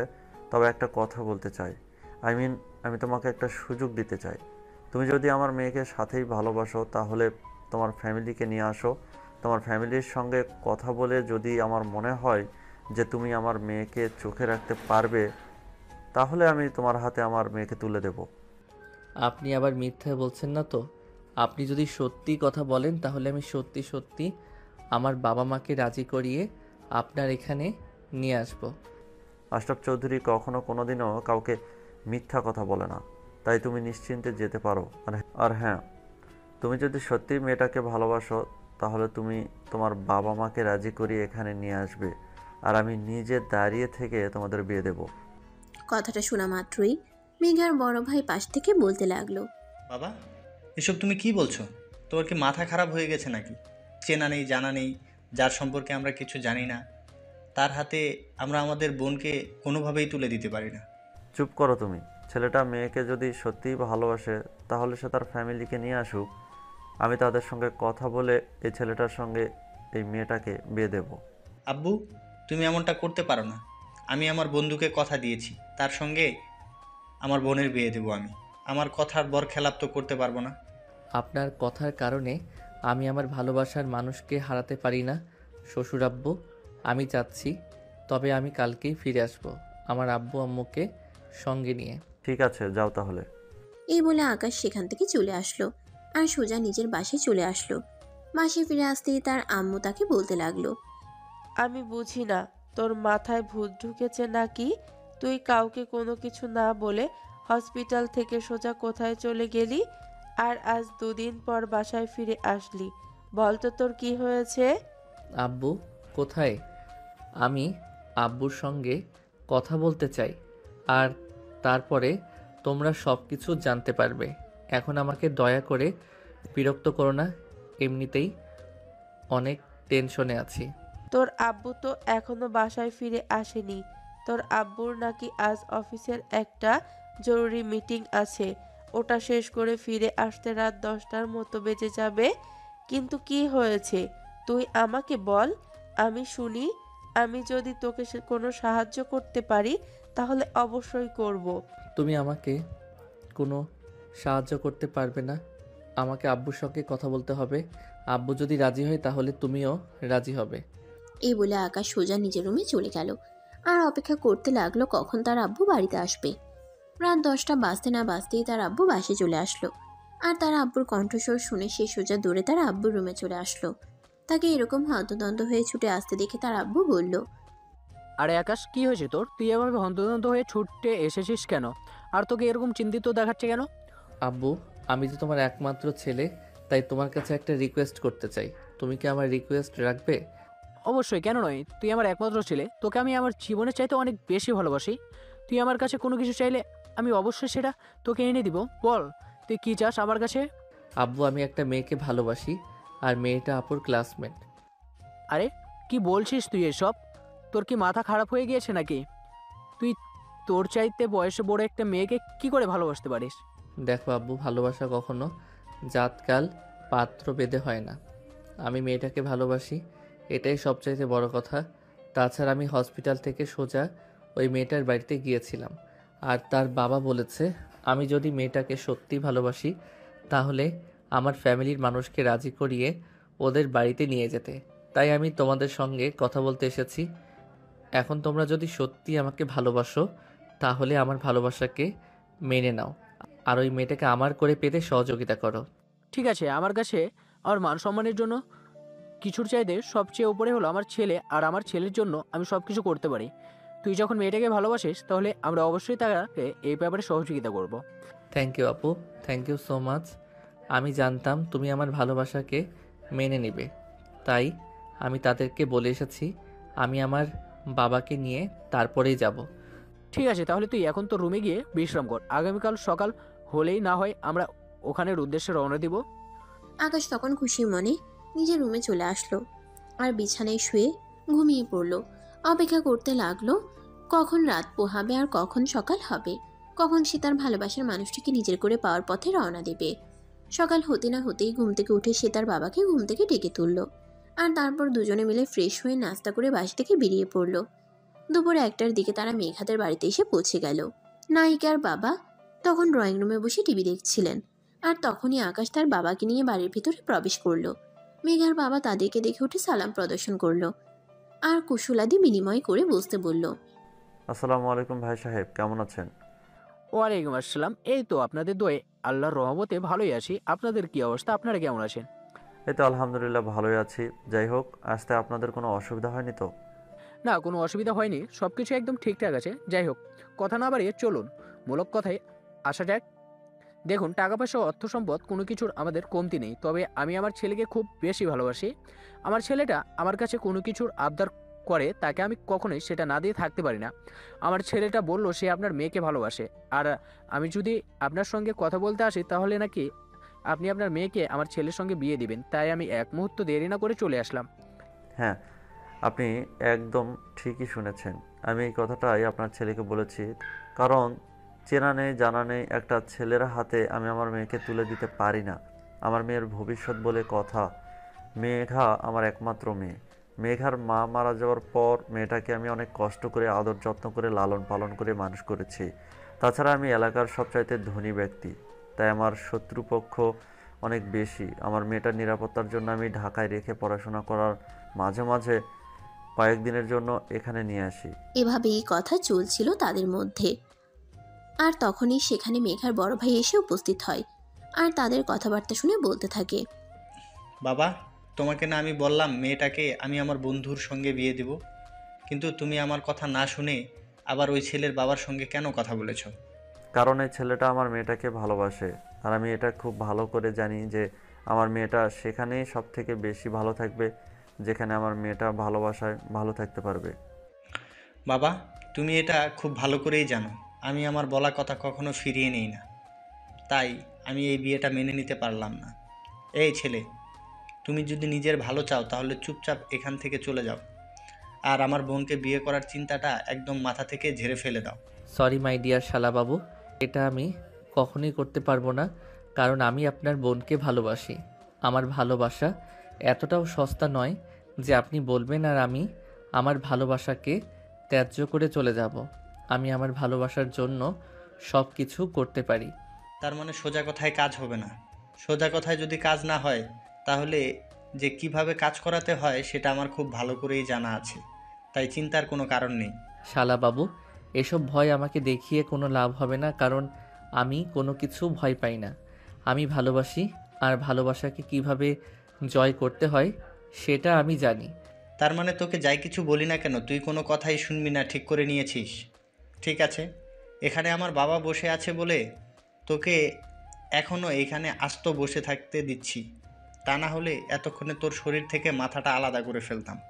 দেখুন ভাই সাহেব, এটা কিন্তু একদমই ঠিক হচ্ছে না। আপনার ছেলে বলে এখনও আমি এগুলো সহ্য করছি, কারণ আপনার মেয়েকে আমার ছেলে ভালোবাসে, তা না হলে আমরাও কিন্তু প্রতিপত্তি কম নয়। আপনার ছেলে একথা বলে এখানে দাঁড়িয়ে থাকতে পারতো না। ভাই সাহেব, আপনি প্লিজ শান্ত হন, বিষয়টা আমাকে দেখতে দেন। রাজ, তুমি এক্ষুনি এখান থেকে চলে যাও। তুমি ভুলে যেও না এখানে তোমার ছোট বোনের বিয়ের সম্বন্ধ চলছে। হ্যাঁ, আমিও তো সেটাই বলতে চাইছি যে আমি আমার বোনের বিয়ে আমার বন্ধুর সঙ্গে ঠিক করেছি, আর আমার বন্ধুর সঙ্গেই আমার ছোট বোনের বিয়ে হবে। কারণ এলাকায় আমাদের শত্রু অনেক, তাই ভালো থাকার জন্য আমাদের পার্টি বড় করার প্রয়োজন আছে। আর আমিও ঠিক করেছি মেঘাকে আমি আমার বউ বানিয়ে আমার বাড়িতে নিয়ে যাব। মেঘার সমস্ত সুরক্ষার দায়িত্ব আমি নেব। আজ এই কথাগুলো আর নিতে পারছিল না, কারণ সে কোনো কথা বললে সেটার বরখেলাফ হলে সে একদমই সহ্য করতে পারে না। তাই সে প্রচণ্ড রকম ক্ষেপে গেল, আর তখনই আকাশের শার্টের কলার ধরে ফেলল। আর এটা দেখে আকাশ অনেক রেগে গেল। তোকে বললাম না, তুই চুপচাপ এখান থেকে চলে যা। আমার বোনকে তুই কোনোদিনই বিয়ে করতে পারবি না। শার্টের কালারটা ছেড়ে দেন বলছি। আপনি আমার হবু শালাবাবু, তাই এখনও সম্মান দিয়ে কথা বলছে, কিন্তু আমার ধৈর্যের সীমা অতিক্রম করবেন না, তাহলে কিন্তু খুব খারাপ হয়ে যাবে বলে দিলাম। এই, আমার বাড়িতে দাঁড়িয়ে তুই আমাকে থ্রেট দেস? আমি তো তোকে বললাম তুই এখান থেকে চলে যা। আমার বোন তোকে বিয়ে করবে না। আপনার বোন আমাকে বিয়ে না করলেও আমি আপনার বোনকেই বিয়ে করব ডিয়ার শালাবাবু। এই বলে আকাশ এক ঝটকায় রাজের হাতটা তার শার্টের কলার থেকে ছাড়িয়ে নিল। আর রাজ তখন রাগে ফুসফুস করতে করতে সেখান থেকে চলে গেল। আর তখন মেঘার বাবা আর আকাশের আব্বু দুজনে মিলে গল্পগুজব করতে লাগলো। তারা ঠিক করলো আগামীকাল সকালেই মেঘা আর আকাশের বিয়ে দিয়ে এখান থেকে মেঘাকে নিয়ে যাবে। তাই আজকের রাত তারা এখানেই থাকবে। অপরদিকে মেঘা আকাশকে পাবে, আর আকাশ মেঘাকে পাবে। এতে তাদের আনন্দ যেন আর বাধা মানছিল না। তারা মনে মনে অনেক আনন্দিত হলো যে দুজন দুজনকে পেতে চলেছে, তা আবার পরিবারের সম্মতিতে। কিন্তু তাদের সেই আনন্দ বেশিক্ষণ স্থায়ী হলো না। আকাশ সন্ধ্যার দিকে বাসার বাইরের বাগানটার দিকে হাঁটছিল, আর তখনই হঠাৎ দেখতে পেল কেউ একজন ঘাসের উপরে শুয়ে আছে। এটা থেকে আকাশ অনেকটা ভয় পেয়ে গেল। সে মোবাইলের টর্চ জ্বালিয়ে সেখান থেকে চলে গেল, কিন্তু সে চেহারাটা দেখতে পারছিল না। তাই সে লোকটাকে উল্টানো, আর তখনই দেখতে পেল এটা আর কেউ নয়, মেঘার বড় ভাই রাজ। তার নিঃশ্বাস এখনো চলছে, তার পেটে কেউ ছুরি কাত করে যে তখনই আকাশ সেই ছুরিটা রাজের পেট থেকে বের করতে যাবে, আর এটা মেঘা দেখে ফেলে। মেঘা চিৎকার দিয়ে সেখান থেকে দৌড়ে আসে, আর আকাশকে চড় মারতে মারতে বলে, এটা তুমি কি করলে? তুমি আমাকে পাওয়ার জন্য আমার বড় ভাইকে খুন করে ফেলেছো। ছি ছি ছি আকাশ, তোমার কাছ থেকে এটা আমি কখনোই আশা করিনি। মেঘা, তুমি আমায় ভুল করছো, আমি এসব কিছুই করিনি। আমি এখানে হাঁটছিলাম আর তখনই দেখতে পাই ভাইয়া এখানে উগ্র হয়ে শুয়ে আছে, আর আমি তাকে বাঁচানোর চেষ্টা করছিলাম, কারণ তার নিঃশ্বাস এখনও চলছে, তাই আমি তাকে নিয়ে হসপিটাল যাওয়ার চেষ্টা করছিলাম। একদম মিথ্যে কথা বলার চেষ্টা করো না। আমাকে বোকা পেয়েছো নাকি তুমি? এখান থেকে চলে যাও, আমি তোমার চেহারাটাও দেখতে চাই না। তুমি আমার ভাইয়ের খুনি। এই বলে মেঘা চিৎকার করতে থাকলো। মেঘার চিৎকার শুনে বাড়ির সবাই সেখানে চলে আসলো, আর সবাই মিলে রাজকে নিয়ে হসপিটালে চলে গেল। আর এদিকে আকাশ তখনও মেঘাদের বাড়িতেই আছে। তখন আকাশের বাবা তার সামনে এসে দাঁড়ালো আর বলল, আকাশ, তোকে কেউ বিশ্বাস করুক না করুক আমি বিশ্বাস করি, কারণ তুই আমার সন্তান। আমি জানি তুই এরকম করতে পারিস না। তুই আমাকে খুলে বল তো কি হয়েছিল ওখানে। অতঃপর আকাশ তার আব্বুকে সবকিছু খুলে বলল। আর সবকিছু শুনে তার আব্বু তাকে বলল, ঠিক আছে, তুই কোনো চিন্তা করিস না। আগের রাজ সুস্থ হয়ে যাক, তারপর তার মুখ থেকে সবকিছু শুনবে, তখন আর কেউ তোকে ভুল বুঝবে না।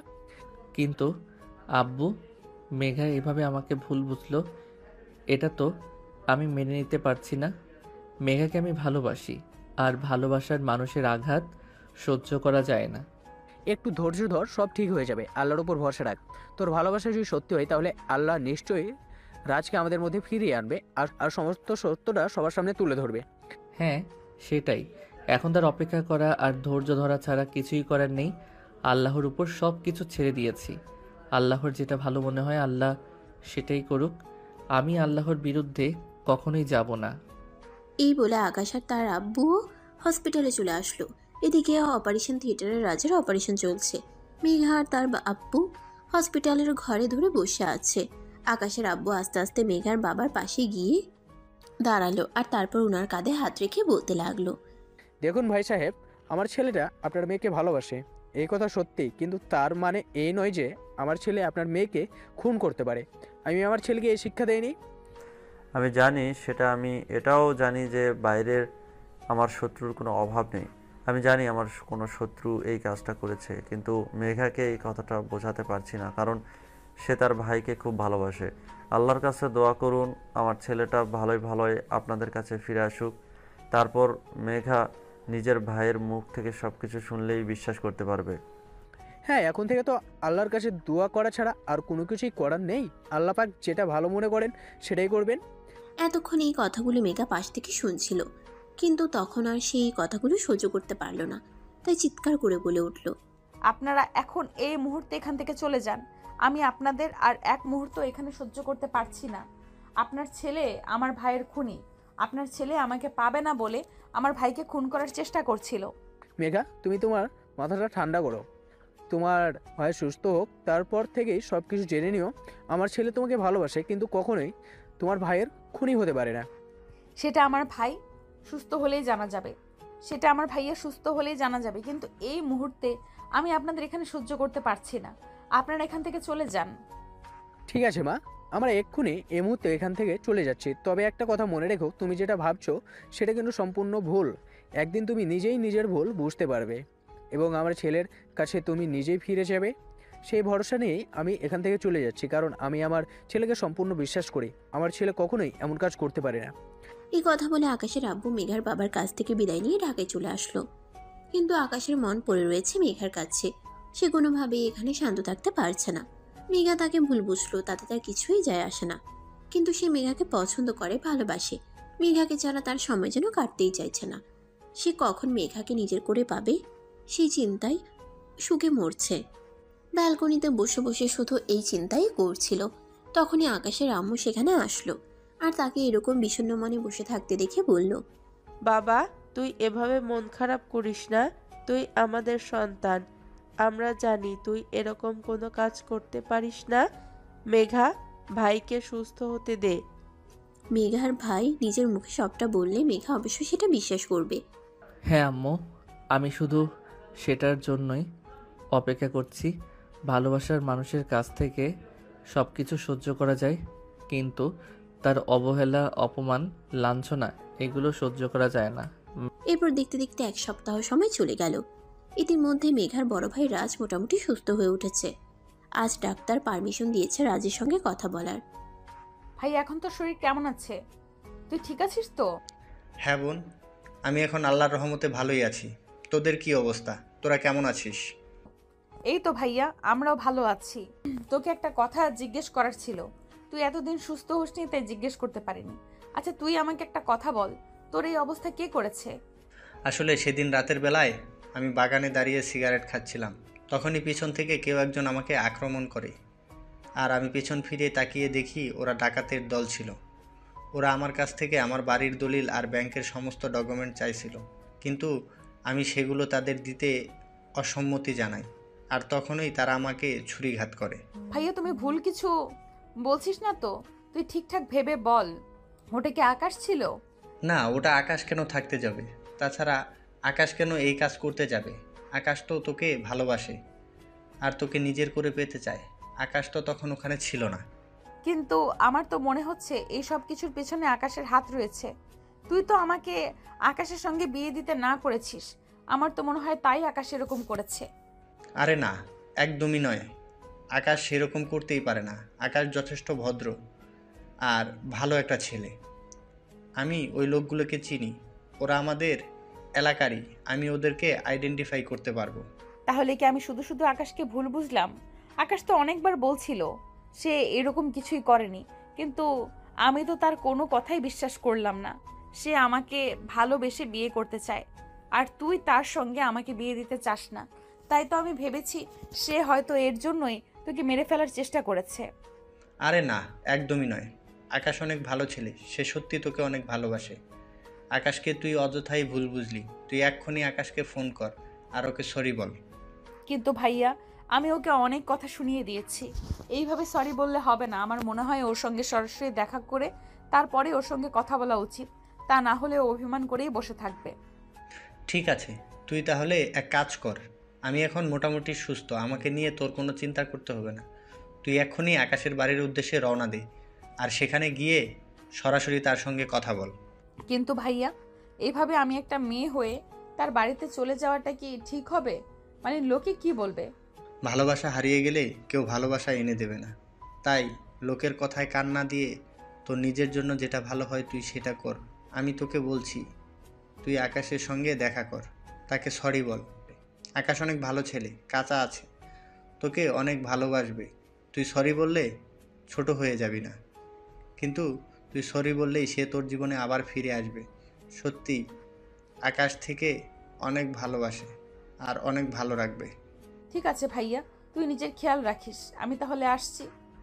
তাই সবার আগে মেঘা তার ভাইয়ের সঙ্গে কথা বলতে গেল। এই বলে মেঘা তখনই হসপিটাল থেকে বের হয়ে ঢাকার উদ্দেশ্যে রওনা দিল। আর সেখানে এসে পৌঁছাতে পৌঁছাতে রাত 9টার মতো বেজে গেল। সে আকাশের বাড়ির সামনে দাঁড়িয়ে আছে, আর তখনই কলিং বেল চাপ দিল। কলিং বেল চাপ দেওয়ার কিছুক্ষণ পরেই রিয়া এসে দরজা খুলে দিল। রিয়া তখন মেঘাকে দেখতে পেয়ে বলল, আরে দোস্ত, কি ব্যাপার হঠাৎ তুই? তাছাড়া এত রাতে আমার বাড়িতে কেন? সব কথা পরে হবে, তুই আগে আমাকে এইটা বল যে আকাশ কোথায়। আমি আকাশের সঙ্গে এক্ষুনি একবার কথা বলতে চাই। তার সঙ্গে কথা বলাটা আমার জন্য খুবই জরুরি। কেন, কি হয়েছে সেটা তো আগে আমাকে বল, আমি শুনি, তারপর নয় তোকে আকাশের সঙ্গে কথা বলার ব্যবস্থা করিয়ে দেবো। আসলে তুই তো শুনেছিস আমার ভাইকে কেউ একজন হত্যা করার চেষ্টা করেছে। আমি ভেবেছিলাম সেটা আকাশ করেছে, কিন্তু আজকেই ভাইয়ার সঙ্গে ডাক্তার কথা বলার অনুমতি দেয়, আর আমি ভাইয়ার সঙ্গে কথা বলে জানতে পারি ওটা আকাশ ছিল না, ডাকাত দলের কেউ ছিল যারা আমাদের ক্ষতি করতে চায়। দেখি তো আমার ভাইটা সত্যি তোকে কতটা ভালোবাসে। আর শোন, আমার ভাই আর যাই করুক কখনো কোনো মানুষকে খুন করতে পারে না, সেটা যদি তার যমজ শত্রু হয়ে থাকে। আমার ভাই সত্যিই তোকে অনেক ভালোবাসে রে। হ্যাঁ, কিন্তু এখন আকাশ কোথায় আছে সেটা আমাকে বলো। আকাশের সঙ্গে এক্ষুনি আমাকে কথা বলতে হবে। আমি খুব বড় ভুল করে ফেলেছি, আর এরকম ভুল করতে চাই না। উপর দিয়ে ডান দিকে 2 নম্বর রুমটা আকাশের, ওখানে গিয়ে ওর সঙ্গে কথা বল। মেঘা তখন আর কোনো কথার উপেক্ষা না করে সেখান থেকে সোজা উপরে চলে গেল। রুমে গিয়ে দেখতে পেল আকাশ ব্যালকনিতে দাঁড়িয়ে দাঁড়িয়ে সিগারেট খাচ্ছে আর বিষণ্ণ মনে বাইরের দিকে তাকিয়ে আছে। মেঘা তখন আকাশের ঘাড়ে হাত রাখলো। এটা দেখে আকাশ অনেকটা চমকে গেল। পিছন ফিরে তাকিয়ে দেখলো মেঘা তার সামনে দাঁড়িয়ে আছে। সে মেঘাকে দেখেই বলল, মেঘা, তুমি এখানে? হ্যাঁ, আমি আকাশ। প্লিজ তুমি আমাকে ক্ষমা করে দাও। তোমাকে ভুল বুঝে আমি এতগুলো কথা শুনিয়েছিলাম, কিন্তু আমি ভাইয়ের সঙ্গে আজ কথা বলেছি। ভাইয়ের সঙ্গে কথা বলে জানতে পারলাম ওটা তুমি ছিলে না। প্লিজ আমাকে এবারের মতো ক্ষমা করে দাও। আরে পাগলি মেয়ে, তুমি আমার কাছে ক্ষমা কেন চাইছো? আমি জানতাম ওই কাজটা আমি করিনি, তাই আমি তোমার কথায় কিছু মনে করিনি। তাছাড়া আমি এটাও জানতাম যে তুমি তোমার ভাইয়ার সঙ্গে কথা বলে বুঝতে পারবে ওখানে আমার কোনো দোষ ছিল না। হ্যাঁ, আমি ভাইয়ের সঙ্গে কথা বলে জানতে পেরেছি ওগুলো আমাদের শত্রুপক্ষ ছিল। প্লিজ তুমি আমাকে এই শেষবারের মতো ক্ষমা করে দাও। আমি আর কখনোই তোমাকে ভুল বুঝবো না। তাই নাকি? ঠিক আছে, আমি তোমাকে একটা শর্তেই ক্ষমা করতে পারি, যদি আজই তুমি আমায় বিয়ে করো। বিয়ে যখন তোমাকেই করতে হবে তখন তো সময়ের অপেক্ষা করে লাভ নেই। তুমি যখন বলবে তখনই আমি তোমাকে বিয়ে করতে রাজি আছি, কারণ আমি বুঝে গেছি তুমি সত্যিই আমাকে ভালোবাসো। আকাশ, তুমি কোনোদিনও আমায় ছেড়ে যাবে না তো? তোমায় ছেড়ে যাওয়ার আগে যেন এই জীবন চলে যায়। ম্যাডাম, আমি তোমায় ভালোবাসি, তোমায় ছেড়ে যাওয়ার তো কোনো প্রশ্নই আসে না। আমি সারা জীবন তোমার ভালোবাসায় বেঁচে থাকতে চাই। তখন মেঘা আকাশকে জড়িয়ে ধরে আর কান্না করতে থাকে। এটা দেখে আকাশ বলে, এই পাগলি মেয়ে, তুমি এভাবে কান্না করছো কেন? ভালোবাসার মানুষকে পেতে চলেছো, এটা তো অনেক খুশির খবর। এখন কান্না করো না প্লিজ। তুমি আমাকে কতটা ভালোবাসো, আর আমি তোমাকে ভুল বুঝেছিলাম। প্লিজ আমাকে শেষবারের মতো ক্ষমা করে দাও। আমি কখনোই এরকম করব না। আচ্ছা বাবা, ঠিক আছে, এইবার তুমি একটু হাসো। তোমাকে এভাবে কান্না করতে দেখলে আমার একদম ভালো লাগে না। তোমাকে হাসি মুখে দেখি আমি ভালোবেসেছিলাম, এখন যদি তুমি কান্না করো তাহলে কি আমার একটু ভালো লাগবে? প্লিজ একটু হাসো। এই যে আমি হাসলাম, এবার তো হলো। হ্যাঁ, সব সময় এরকম হাসি খুশি থাকবে। এখন নিচে চলো, আব্বু আম্মুকে গিয়ে বলি বিয়ের ব্যবস্থা করতে। যাবো তো অবশ্যই, তার আগে আমার একটু আদর করা ভালোবাসা দাও, তারপর যাব। তুমি যদি আমায় এখন আদর না করো তাহলে যাব না। উম, উম, এবার তো হলো, এখন চলো বাকি আদর ভালোবাসা সব বাসর রাতেই সুদে আসলে পুষিয়ে দেব। এখন চলো আগে বিয়ের ব্যবস্থাটা তো করি। অতঃপর আকাশ মেঘাকে নিয়ে নিচে চলে আসলো। তারপর সোজা তার আব্বুর রুমে চলে গেল আর তার আব্বুকে সবকিছু খুলে বলল। সবকিছু শুনে তার আব্বু বলল, ঠিক আছে, তোমরা যখন দুইজন দুজনকে বিয়ে করতে রাজি আছো তখন তো আর আমাদের কোনো সমস্যা নেই। তবে মেঘা, তোমার আব্বু তো এই বিয়েতে রাজি ছিল, তাই আমি তোমার আব্বুর সঙ্গে একটু কথা বলি আর তারপরে তোমাদের জানাচ্ছি। ঠিক আছে আব্বু, আপনি তাই করুন, কারণ আমিও তো আমার বাবার একমাত্র মেয়ে। আমার বাবারও তো ইচ্ছে অনিচ্ছা বলে একটা ব্যাপার আছে। অতঃপর আকাশের আব্বু মেঘার বাবাকে ফোন দেয়, আর মেঘার বাবা তখন বলে, ঠিক আছে ভাই সাহেব, তাহলে আপনি সব কিছুর আয়োজন করুন। আমি আজ সন্ধ্যার মধ্যে ঢাকায় পৌঁছে যাব। আমরা দুজন দাঁড়িয়ে থেকে আমাদের ছেলে মেয়েদের বিয়ে দেখাবো। এটা তো আমার কতদিনের স্বপ্ন ছিল, কিন্তু একটাই আশা রয়ে গেল, ইচ্ছে মিল মহা ধুমধামের সঙ্গে আমার মেয়েটাকে বিয়ে দেব। কিন্তু অ্যাক্সিডেন্টলি সেটা তো আর সম্ভব হচ্ছে না। তবে চিন্তার কোনো কারণ নেই, আমরা পরবর্তীতে আবার বড় করে অনুষ্ঠান করব। হ্যাঁ সেটাই, আপনি যখন তাড়াতাড়ি করে ঢাকায় চলে আসুন, আর এদিকে আমি সব কিছুর বন্দোবস্ত করে। এই বলে দুজনে কথা বলা শেষ করে ফোন কেটে দিল। আর তারপর আকাশের আব্বু বিয়ের সমস্ত আয়োজন কমপ্লিট করলো। আর দেখতে দেখতে সন্ধ্যার মধ্যেই কাজী সাহেব আর মেঘার বাবা চলে আসলো। তারপরেই তাদের বিয়ের কাজ সুসম্পন্ন হয়ে গেল। মেঘার বাবা নিজের হাতে মেঘাকে আকাশের হাতে তুলে দিল আর বলল, তুমি আমার মেয়েটাকে সত্যিই ভালোবাসো, এটা আমি এখন বুঝতে পেরেছি। তাই আমি আমার মেয়েটাকে তোমার হাতে তুলে দিয়ে গেলাম। আমি আশা করব তুমি আমার মেয়েটাকে ভালো রাখবে। ইনশাল্লাহ আব্বু, আমি আমার সাধ্য মতো চেষ্টা করব। আপনারা শুধু আমাদের দুজনের জন্য দোয়া করবেন যেন আমরা দুজনে দুজনের ভালোবাসায় ভালো থাকতে পারি। হ্যাঁ সেটা তো অবশ্যই। তোমাদের জন্য অনেক অনেক দোয়া আর শুভকামনা রইল। ভালো হোক তোমাদের পরবর্তী দিনগুলো। দুজনে অনেক ভালো থেকো। অনেক অনেক শুভকামনা তোমাদের জন্য। তারপর সবাই মিলে রাতের খাওয়া দাওয়া করে সবাই নিজেদের রুমে গিয়ে শুয়ে পড়ল। আর এদিকে রিয়া নিজের হাতে তার ছোট ভাই আর বান্ধবীদের জন্য বাসর ঘর সাজিয়েছে। এদিকে মেঘাকেও রিয়া সুন্দর করে সাজিয়ে দিয়েছে। আর তখনই আকাশ রুমে আসলো। রুমে এসে রিয়াকে রুমে দেখতে পেয়ে সে বলতে লাগলো, আরে কি ব্যাপার আপু, তুই আমার রুমে এখনো কি করছিস? রাত 11টা বেজে গেছে। তাড়াতাড়ি আমার রুম থেকে বের হওয়ার আর আমার বউটাকে আমার সঙ্গে একটু সময় কাটাতে দে। তোর বউ তোর কাছেই থাকবে। আমি তোর রুমটাকে একটু মানুষ করে দিতে এসেছিলাম। এই রুমে কি মানুষ থাকে নাকি পশু থাকে?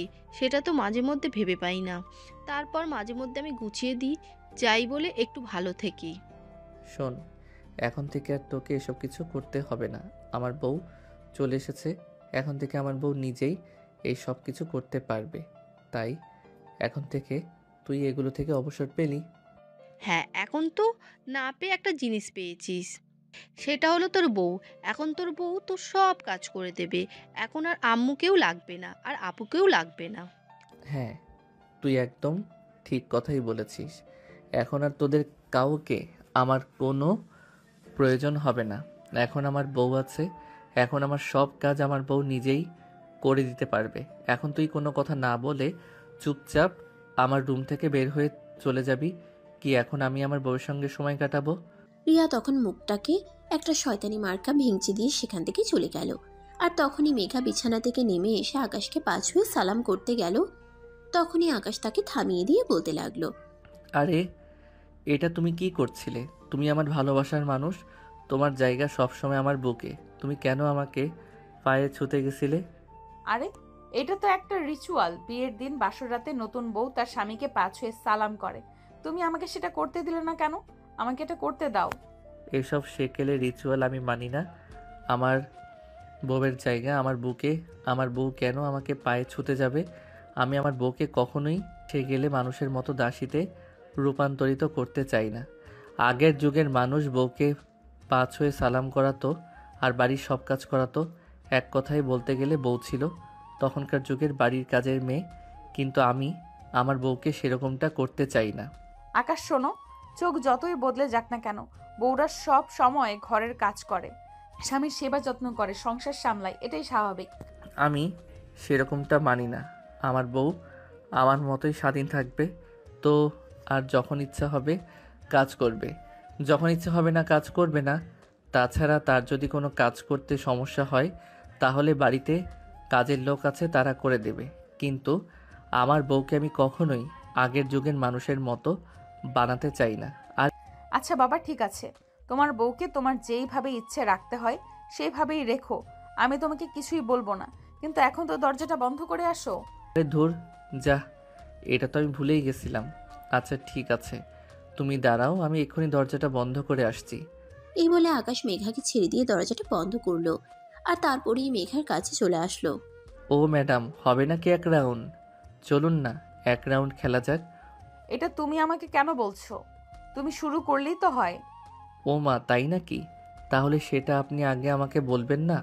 তাহলে তো আমি আরও অনেকক্ষণ আগেই শুরু করে দিতাম। এই বলে আকাশ মেঘাকে কোলে তুলে নিল আর ধপাস করে বিছানার উপরে ছেড়ে দিল। তখনই মেঘা চিৎকার দিয়ে উঠল।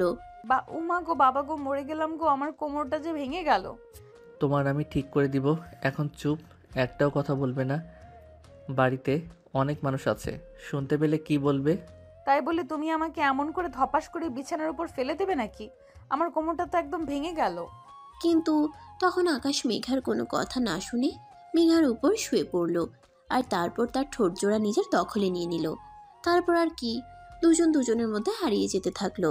তখনই মেঘা বলতে লাগলো। আরে কি করছো তুমি? এত জোরে কেউ করে নাকি? খুব ব্যথা লাগছে তো। তাছাড়া এত জোরে করলে তো খাট ভেঙে নিচে পড়ে যাব। আরে, নিজের ভালোবাসার জিনিসটাকে এতদিন পর কাছে পেয়েছি, এখন কি আর মনকে বাধা দিয়ে মানিয়ে রাখা যায় নাকি? আর খাট ভেঙে নিচে পড়বে না। এটা সেগুন কাঠের খাট, কিছুদিন আগেই বানানো হয়েছে স্পেশালি তোমাকে বিয়ে করব বলে। ওরে বাবা, বাবারে বাবা, তুমি এরকম একটা রোমান্টিক, এতটা রোমান্টিক, সেটা তোমার সত্যি জানা ছিল না। তাহলে থেমে আছো কেন? আরো জোরে দাও, আমার খুব ভালো লাগছে। হ্যাঁ, আমিও তো সেটাই বলছি। সিনিয়রদের বিয়ে করার মজাটাই আলাদা। ওদেরকে কোনো কিছু শিখিয়ে দিতে হয় না, ওরা নিজের থেকেই সব জানে। ইনফ্যাক্ট ওরা অনেক সাহায্য করে। তাই বুঝি? তাহলে আরো আগে কেন বিয়েটা করলে না? কেন এতদিন আমাকে ভালোবাসা থেকে বঞ্চিত রাখলে? আরো আগে বিয়ে করলে তো আরো আগেই ভালোবাসাটা পেতে পারতাম। আরও আগে যদি তোমার সঙ্গে আমার পরিচয় হতো, তাহলে আরও অনেক আগেই তোমাকে আমি বিয়ে করে আমার বাড়িতে নিয়ে আসতাম আর তোমার সঙ্গে T20 খেলতাম। জানো, তোমাকে যেদিন আমি প্রথম দেখেছিলাম সেদিনই আমার ইচ্ছে হয়েছিল যেভাবেই হোক একটু পটিয়ে নিয়ে বিয়ে করতে না পারলেও অন্তত এক রাউন্ড খেলতে। মানসিকতা এইরকম তুমি আমাকে পড়তে বিয়ে না করে আমার সঙ্গে রিলেশন করতে? ছি ছি। আরে ভাই, ছিছি করার কি আছে? এখন তো তোমার সঙ্গে আমার বিয়েটা হয়ে গেছে, এখন তো তুমি পার্মানেন্টলি আমার হয়ে গেছো। আর যখনই আমার মন চাইবে তখনই আমি তোমার সঙ্গে খেলতে পারবো। হ্যাঁ, সেটা তো ঠিক আছে। এখন আমি ফর্মালিটি, তোমার তোমার যখন মন চাইবে তখনই তুমি আমার সঙ্গে T20 খেলতে পারবে। কিন্তু তুমি যে এই কথাটা বললে, ওটা কিন্তু আমার একদমই হজম হলো না। ওটা কিন্তু একদম খারাপ একটা কথা। আরে ভাই, বাদ দাও সেসব কথা। ওসব কথা বলে এখন এই রোমান্টিক সময়টাকে নষ্ট করো না। এখন এই রোমান্টিক সময়টাকে ভালোভাবে পার করতে দাও। কিন্তু জানো না আমার যে আজ কি ভালো লাগছে তোমাকে এভাবে আদর করতে পেরে। আমারও খুব ভালো লাগছে। পরে কিন্তু আবার বলতে পারবে না আমার কোমর ব্যথা করছে, আমার পেট ব্যথা করছে, তাহলে কিন্তু খারাপ হবে। আরে বাবা, একদমই নয়। আমি এসব কথা কখনোই বলবো না। 1 ঘন্টা খেলার জন্য আমি পুরোপুরি প্রস্তুত। যেন আমার বডি ফিগার দেখে আমার বন্ধুরা সব সময় বলতো আমি নাকি অনেক সময় নিয়ে খেলতে পারবো। কিন্তু তখন আমি এই কথাটা বিশ্বাস করতাম না আর ওদেরকে বকাঝকা করতাম। কিন্তু আজ আমার এই কথাটা সত্যি মনে হচ্ছে। তুমি আমাকে যতই ভালোবাসা দিচ্ছ, আমার মনে হচ্ছে যেন এটা কম হয়ে যাচ্ছে। আরো চাই। তাই বুঝি? তাহলে তো আজ রাতে তোমাকে 3 বার আদর করব, নিতে পারবে তো? অবশ্যই পারবো। তুমি যেতে পারলে আমি নিতে পারবো না কেন? তুমি আমাকে যত বাড়ি দিবে আমি তত বাড়ি নিব। তোমার আদর খেতে আমার খুব ভালো লাগছে। এভাবেই চলতে থাকলো তাদের রোমান্টিক সিন। সারা রাত ধরে দুজন দুজনকে আদর করলো আর ভালোবাসে ভরিয়ে রাখলো। ফজরের আজান দিবে এমন সময় দুজনে গোসল করে ঘুমিয়ে পড়লো।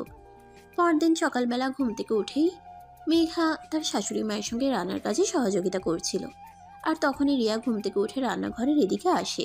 মেঘাকে রান্নাঘরে দেখে রিয়া বলতে থাকে, ওরে বাবারে, বাবা এখনো সকাল 8টা বাজলো না, আর নতুন বউ দেখি রান্নাঘরে চলে এসেছে শাশুড়ি আম্মুকে রান্না কাজে সহযোগিতা করার জন্য। তো কি করব? তুমি তো আর রান্না করতে আসবে না। তাছাড়া আমার কাজের লোকের হাতে খাবার খেতে একদম ভালো লাগে না। তাই নিজেই চলে আসলাম শাশুড়ি আম্মুকে একটু রান্নার কাজে সাহায্য করার জন্য। দেখলি তো মেয়েটা কত লক্ষ্মী। তোকে তো আমি কোনো দিন কোনো কাজের কথা বললেও করাতে পারি না। আমি 1000টা কাজ করে দিলেও তোমার মন আমি কোনোদিনও পাবো না, কারণ আমি আর তোমার পুত্রবধূ নেই যে অল্প কাজ করলেও অনেক সুনাম অর্জন করতে পারবো। দেখ, একদম ফালতু বকিস না। মেঘা, মেয়েটা সত্যি অনেক ভালো আর লক্ষ্মী একটা মেয়ে। নাস্তা বানানো প্রায় হয়ে এসেছে। তুই সবাইকে ঘুম থেকে ডেকে তুলে টেবিলে নিয়ে আয়। তারপর সবাই মিলে একসঙ্গে বসে নাস্তা করব আজ। ঠিক আছে, আমি এক্ষুনি সবাইকে ডেকে নিয়ে আসছি। এই কথা বলে রিয়া সবাইকে ঘুম থেকে ডেকে তুলতে গেল। সবাইকে ঘুম থেকে ডেকে তুলতে পারলেও আকাশকে ঘুম থেকে ডেকে তুলতে পারল না। সে বেশ কয়েকবার আকাশকে ডাকাডাকি করলো, কিন্তু আকাশ ঘুম থেকে উঠছেই না। আচ্ছা ঠিক আছে, আমি এক্ষুনি সবাইকে ডেকে নিয়ে আসছি। এই আকাশ, আকাশ কি হলো, তুই এখনো ঘুম থেকে উঠছিস না কেন? সকাল 10টা বেজে গেছে, সবাই নাস্তার টেবিলে তোর জন্য অপেক্ষা করছে, তাড়াতাড়ি ঘুম থেকে ওঠ। আমি ঘুম থেকে উঠতে পারবো না। আমার বউকে গিয়ে বলো আমার জন্য নাস্তা নিয়ে এখানে চলে আসতে। তারপর আমি আমার বউকে নিয়ে এখানে নাস্তা করব। সাহেব, সেটা হবে না। আম্মু বলেছে সবাই একসঙ্গে ডাইনিং টেবিলে বসে নাস্তা করবে, কারণ আপনার শ্বশুরমশাই এখনও এই বাড়িতে রয়েছেন, তাই আপনার উচিত তাকে একটু সম্মান জানানো। ভুলভাল ভালো লাগে না। আচ্ছা ঠিক আছে, তুই যা, আমি আসছি। সারা রাত ঘুমাতে পারলাম না, এখন একটু ঘুমালাম, তাও আবার এখন বিরক্ত করতে চলে আসলি। রিয়া তখন কোনো কথা না বলে রুম থেকে বের হয়ে চলে গেল। এদিকে আকাশ বিছানা থেকে নেমে ফ্রেশ হতে চলে গেল। হাত মুখ ধুয়ে তারপর সেই নিজের রুমে চলে গেল নাস্তা করার জন্য। নাস্তা শেষ হলে আকাশ মেঘাকে ইশারায় রুমে আসতে বলল। মেঘা সবকিছু গুছিয়ে রেখে কিছুক্ষণ পর রুমে আসলো। রুমে আসতেই আকাশ সঙ্গে সঙ্গে দরজাটা বন্ধ করে দিল। এটা দেখে মেঘা আকাশকে বলতে লাগলো, কি ব্যাপার, কি সমস্যা তোমার? তুমি এভাবে রুমের দরজাটা বন্ধ করলে কেন? বাড়িতে কত গেস্ট আত্মীয় স্বজন রয়েছে, সবাই কি মনে করবে বলো? কে কি মনে করলো কে কি মনে করলো না, তাদের কখনোই আমার কোনো কিছু যায় আসে না। তাছাড়া বাড়িতে গেস্ট রয়েছে, তাই বলে কি আমি আমার বউকে আদর করব না নাকি? দেখো, এখন কিন্তু একদম এসব হবে না। বাড়িতে অনেক আত্মীয় স্বজন মেহমান রয়েছে, তাদের জন্য দুপুরের খাবার বানাতে হবে। সব কিছু আম্মু একা একা করতে পারবে না, আম্মুকে আমার সহযোগিতা করতে হবে। তাই এখন এসব ফাজলামো না করে আমাকে যেতে দাও। তুমি বলবে আর আমি তোমাকে চলে যেতে দিব, সেটা তো হবে না। আমি তো তোমাকে বলেই দিয়েছি এই বাড়িতে কাজ করার জন্য অনেক কাজের লোক রয়েছে, কিন্তু আমাকে ভালোবাসা দেওয়ার জন্য, আমাকে আদর দেওয়ার জন্য তো তুমি ছাড়া আর কেউ নেই। তাই এখন তুমি কোথাও যেতে পারবে না। এখন তুমি আমাকে আদর করবে। আরে, তোমার কি মাথা খারাপ হয়ে গেছে নাকি? আমি তো সেটাই বুঝতে পারছি না। কি সব পাগলের মতো কথা বলছো? এরকম কথা বলতে হয় না। বাড়িতে মেহমান রয়েছে, তাদের সামনে এইসব করতে হয় না। ওরা চলে যাক, তারপর রাতে তোমার সঙ্গে ইচ্ছা মতো খেলবো। বললাম তো, আমার এক্ষুনি আদর চাই। আমি এক্ষুনি তোমার আদর পেতে চাই। তুমি যদি এখন আমাকে নিজের ইচ্ছায় আদর করতে না দাও, তাহলে কিন্তু আমি জোর করেই তোমার সঙ্গে করব। এই বলে আকাশ মেঘাকে টান দিয়ে নিজের সঙ্গে জড়িয়ে নেয় আর মেঘার ঠোঁট দুটো নিজের দখলে নিয়ে নেয়, আর তারপর ইচ্ছে মতো কিস করতে থাকে। এভাবেই চলে গেল প্রায় 5 মিনিট। মেঘা নিঃশ্বাস নিতে পারছে না, কিন্তু আকাশের সেদিকে কোনো খেয়ালই করছে না। তার আদর আর ভালোবাসা চাই, এটাই শেষ কথা। তাই সে নিজের মতো করেই কিস করে যাচ্ছে। প্রায় 6 মিনিটের মাথায় আকাশ মেঘাকে ছেড়ে দেয়, আর তখনই মেঘা চিৎকার দিয়ে বলে ওঠে, হ্যাঁ আম্মু, আমি এক্ষুনি আসছি, আপনি 1 মিনিট দাঁড়ান। এটা শোনা মাত্রই আকাশ মেঘাকে ছেড়ে দিল, আর তখনই মেঘা দৌড়ে রুম থেকে চলে যেতে যেতে বলল, কি দেখলে, আমার বুদ্ধির কাছে কিন্তু তুমি হেরে গেলে। আম্মু কিন্তু আমায় ডাকেনি, আমি নিজেই এরকম করেছি যাতে তুমি নিজের থেকে আমাকে ছেড়ে দাও, আর আমি তোমার থেকে ছাড়া পেয়ে চলে যেতে পারি। ও আচ্ছা, এই কথা। আচ্ছা ঠিক আছে, এখন যাও। তবে একটা কথা মনে রেখো, দিন শেষে ঘুরে ফিরে কিন্তু তোমাকে আমার কাছেই আসতে হবে। তখন কিন্তু আমি তোমায় এমন অত্যাচার করব যেটা তুমি সহ্য করতে পারবে না, আর কারোর কাছে বলতেও পারবে না। তখন বুঝবে মজা। তুমি আমায় আদর আর ভালোবাসা দেবে, এটাই তো। তুমি আমায় যতটা ভালোবাসা দিবে আমি ঠিক তোমার কাছ থেকে ততটাই নিব, একটুও না করব না। কিন্তু মশাই, এখন রান্না করতে যেতে হবে, গেলাম, বাই বাই। এই বলে মেঘা দৌড়ে দৌড়ে সিঁড়ি দিয়ে নামছিল, আর তখন রিয়ার সম্মুখীন হয়ে গেল। রিয়া তখন মেঘাকে বলতে লাগলো, কি গো ম্যাডাম, কি ব্যাপার, জামাই রেখে বাইরে আসতে একদম মন চায় না নাকি? এই কথা আমাকে বলছো কেন তুমি? তোমার ভাইকে বলতে পারো না? তোমার ভাই তো আমাকে বাইরে আসতেই দেয় না, সারাক্ষণ আমাকে নিয়ে বিছানায় শুয়ে থাকতে চায়। আমি কি করব? তোমার মতো সুন্দরী বউ পেলে তো বিছানা শুয়ে থাকতে ইচ্ছা করবেই। তোমার মতো সুন্দরী বউ পেলে কি বউ দিয়ে কাজ করাতে ইচ্ছা করবে নাকি? যাই হোক, এখন রান্নাঘরে চলো। ভালো ভালো মেহমানগুলো বিদায় হয়ে যাক, তারপর তুমি তোমার জামাই নিয়ে রুমের মধ্যে সারাক্ষণ দরজা বন্ধ করে শুয়ে থেকো। কেউ তোমাদের বিরক্ত করবে না। রিয়া, তুমি কিন্তু আমাকে খোঁটা দিয়ে কথা বলছো। এটা কিন্তু একদমই ঠিক হচ্ছে না। হাজার হোক তুমি কিন্তু আমার বান্ধবী, তুমি আমার সঙ্গে এরকমটা করতে পারো না। ম্যাডাম, আমি আপনার বান্ধবী ছিলাম, এখন আর আমি আপনার বান্ধবী নেই। এখন আমি আপনার বড় ননদনী। সো আমাকেই সম্মান দিয়ে কথা বলবেন। বড় নদী হয়ে ছোট ভাবিকে এইসব কথা বলতে লজ্জা করে না ম্যাডাম আপনার? এই বলি মেঘা রিয়াকে একটা চড় মারতে চাইছিল, আর তখনই রিয়া দৌড়ে সেখান থেকে চলে গেল। আর এদিকে মেঘা কিচেনে এসে তার শাশুড়ি মাকে রান্নার কাজে সহযোগিতা করতে লাগলো। আর এভাবে দেখতে দেখতেই দিনটা চলে গেল। সবাই নিজেদের বাড়িতে চলে গেছে। আর তারপর রাত 10টার দিকে সবাই খাওয়া দাওয়া শেষ করে নিজেদের রুমে ঘুমানোর জন্য চলে গেল। এদিকে মেঘা তখনও রান্নাঘরে কাজ করছে। এতগুলো মানুষ খাওয়া দাওয়া করেছে, সেই প্লেটগুলো পরিষ্কার করে রাখতে হবে, তো মেঘা সেগুলোই পরিষ্কার করছিল। তখনই আকাশ মেঘাকে ডাকতে থাকে। এই মেঘা, একটু তাড়াতাড়ি রুমে আসো তো, একটা জরুরি কাজ আছে। আপুকে বলো কি তোমার জরুরি কাজ করে দিতে। আমি আমার হাতের কাজ শেষ করে তারপর আসছি। আপুকে দিয়ে যদি কাজটা করানো যেত তাহলে অবশ্যই আমি তোমাকে বলতাম না ওই কাজটা তোমাকেই করতে হবে। তাই তাড়াতাড়ি চলে আসো। আচ্ছা ঠিক আছে, তুমি ওয়েট করো, আমি আসছি। এই বলে মেঘা নিজের হাতের কাজ শেষ করে তারপর রুমের দিকে অগ্রসর হলো। আর তখনই রিয়া আবার তার সামনে এসে দাঁড়ালো। তা ম্যাডাম, বান্ধবী, কাল রাতে কেমন খেলেছিলেন বললেন না তো একটু আমাকে? হাজার হলো তো আমি আপনার বান্ধবী, একটু হলো বলা উচিত ছিল। নিজে একটা বাড়ি করে নাও, তাহলেই তো তুমি তোমার জামাইয়ের সঙ্গে খেলে মজা নিতে পারো। আমাকে কেন বলছো? আমি তো তোমার ছোট ভাইয়ের বউ হই। ছোট ভাইয়ের বউকে এইসব কথা বলতে হয় না, বুঝলা? আমার তো আর তোমার মতো জুনিয়র বয়ফ্রেন্ড নাই, তাহলে আমি কাকে বিয়ে করব? তোমরা দেখে শুনে একটা ছেলের সঙ্গে আমাকে বিয়ে দিয়ে দাও, তারপর না হয় তার সঙ্গে T20 খেলবো। আরও তো খেলা ইচ্ছা করে, আমারও তো খেলতে ইচ্ছা করে। ঠিক আছে মিস ননদিনী, আপনার এত চিন্তার কোনো কারণ নেই। আমি কালকে শ্বশুর আব্বুর সঙ্গে কথা বলে আপনার বিয়ের ব্যবস্থা করছি। তারপর আপনি আপনার জামাইকে নিয়ে যা ইচ্ছা তাই করবেন। কিন্তু দয়া করে ছোট ভাইয়ের বউয়ের সঙ্গে এইসব কথা বলতে আসবেন না। লজ্জার ব্যাপার, বুঝতে পেরেছেন? বুঝতে না পারলেও বুঝে নেব। এখন আপনি আপনার রুমে যান, আপনার জামাই অনেকক্ষণ ধরে আপনার জন্য অপেক্ষা করছে, তার বুঝি তর সইছে না। চলুন তাড়াতাড়ি। মেঘা তখন রিয়ার কথার কোনো উত্তর না দিয়ে চুপচাপ রুমে চলে গেল। আর এদিকে আকাশ মেঘাকে দেখে রাগে গজগজ করতে করতে বলল। আমি সেই কখন থেকে রুমে বসে তোমার জন্য অপেক্ষা করছি, আর এতক্ষণে তোমার আসার সময় হলো?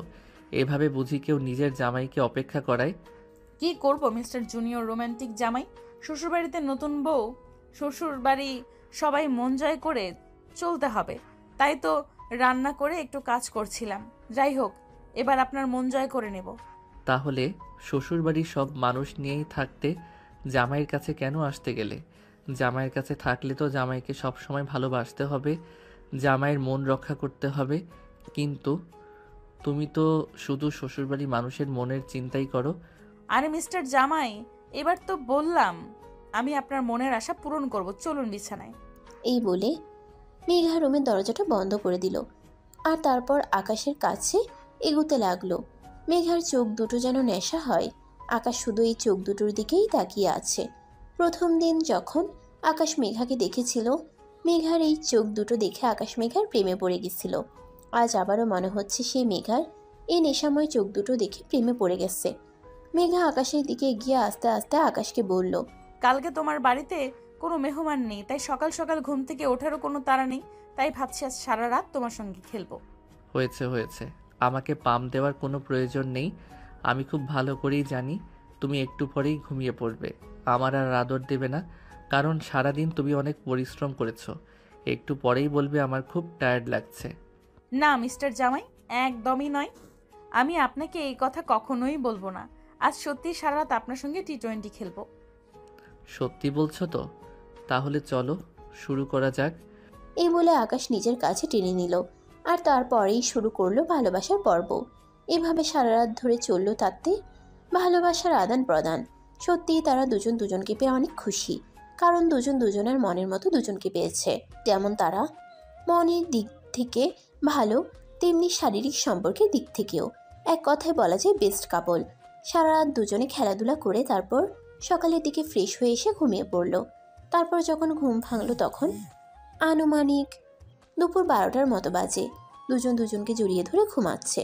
আর সবচেয়ে অবাক করার ব্যাপার হলো দুজন তখনও কাপড়বিহীন অবস্থায় রয়েছে। আকাশ মেঘাকে কাপড় পরিধান করতে দেয়নি, কারণ সে মেঘাকে সারা রাত কাপড়বিহীন অবস্থায় দেখতে চেয়েছিল। মেঘাও তার স্বামীর একমাত্র বাধ্য, তাই সে আর কোনো আপত্তি না করে সারা রাত ওভাবেই শুয়ে রইল। ঘুম থেকে মেঘা উঠলেও আকাশের ঘুম থেকে উঠছিল না। তার চোখে রাজ্যের ঘুম, তাই মেঘা আকাশকে ডাকতে লাগলো। এই কি হলো, এখনো ঘুম থেকে উঠছো না কেন? দুপুর তো হয়ে গেল, এখন ঘুম থেকে ওঠো। না, একদমই নয়। আজ সারাদিন তোমাকে বুকে জড়িয়ে রেখে ঘুমাবো। তুমি কোনো কথা না বলে চুপচাপ আমার বুকের উপর শুয়ে থাকো। আরে বাবা, এটা বললে হয় নাকি? আমার তো পেটে ক্ষুধা লেগেছে, কিছু খেতে হবে। ঘুম থেকে ওঠো। আরে আমি তোমাকে বললাম না চুপচাপ শুয়ে থাকো, কোনো কথা বলবে না। আমি তো আছি, আমি তোমায় ভালোবাসা দিব, আদর খাওয়াই দিব, এগুলোতেই পেট ভরে যাবে, খাবার খেতে হবে না। ভালোবাসা দিয়ে শুধু মন ভরে, পেট ভরে না। না হলে নাই, কিন্তু আমি এখন কোনো কথা শুনতে চাই না। এখন তুমি চুপচাপ আমার বুকের উপর শুয়ে থাকো। তোমাকে বুকে নিয়ে ঘুমাতে যে কি শান্তি লাগে সেটা এখন আমি বুঝতে পেরেছি। মেঘা তখন আর কোনো কথাই বলল না, চুপচাপ আকাশের বুকের উপরে শুয়ে রইল। আর এভাবেই কেটে গেল সেদিন। তার দিকে দুজনেই ঘুম থেকে উঠে ফ্রেশ হয়ে নিচে গেল। আকাশের আম্মু তখন সবার জন্য চা বানিয়ে নাস্তার ব্যবস্থা করেছে। সবাই মিলে ড্রয়িং রুমে বসে নাস্তা করলো। আর তখনই আকাশের আব্বু আকাশ আর মেঘাকে উদ্দেশ্য করে বলল, আমি ঠিক করেছি তোমরা দুজন একটু বাইরে থেকে ঘুরে আসবে, হানিমুনটাও সেরে আসো। আব্বু এত তাড়াতাড়ি? তাছাড়া সামনে তো এক্সাম আছে। এক্সাম নিয়ে পরে চিন্তা করা যাবে, কিন্তু আমার মনে একটা ভীষণ রকমের ইচ্ছে আছে, তাই আমি তোমাদেরকে লজ্জার মাথাতে বলে ফেলতে চাই। ওদের নিয়ে তোমার আবার কি চাই সেটা তো বুঝতে পারলাম না। তাড়াতাড়ি বলে ফেলো আব্বু, আমি টেনশন নিতে পারছি না। তুমি এরকম চিন্তা করছো? আসলে আমি চাই আমাদের বাড়িতে ছোট্ট একটা পুচকে আসুক, যে সারাদিন আমাদের বাড়িটাকে হাসি আনন্দে মাতিয়ে রাখবে। ওরে বাবা রে বাবা, তোমার এইটুকুনি পিচ্ছি একটা ছেলে, তার কাছ থেকে তুমি পুচকে আশা করছো? আমার ছেলে এখন আর ছোট নয়, আমার ছেলে যথেষ্ট বড় হয়েছে, তাই না বাবা? হ্যাঁ, একদমই তাই। তুমি কোনো চিন্তা করো না, 1 বছরের মধ্যেই তোমাকে দাদু ডাক শুনিয়ে ছাড়বো। আমার উপর ভরসা রাখো। এই বলে আকাশ তখনই একটা শয়তানি মার্কা হাসি দিয়ে মেঘার দিকে তাকালো। আর মেঘা তো এদিকে লজ্জায় একদম শেষ হয়ে যাচ্ছে। ভাবতেই পারেনি আর আকাশও এরকম যে সবার সামনে এভাবে বলতে হয়। মেঘা অনেকটা লজ্জা পেয়ে দৌড়ে রুমে চলে গেল। আর তখনই আকাশ তার পিছন পিছন রুমে চলে আসলো।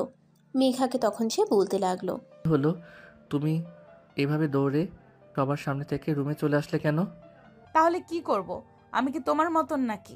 তুমি সবার সামনে এভাবে বলতে পারলে? একটু লজ্জা করলো না?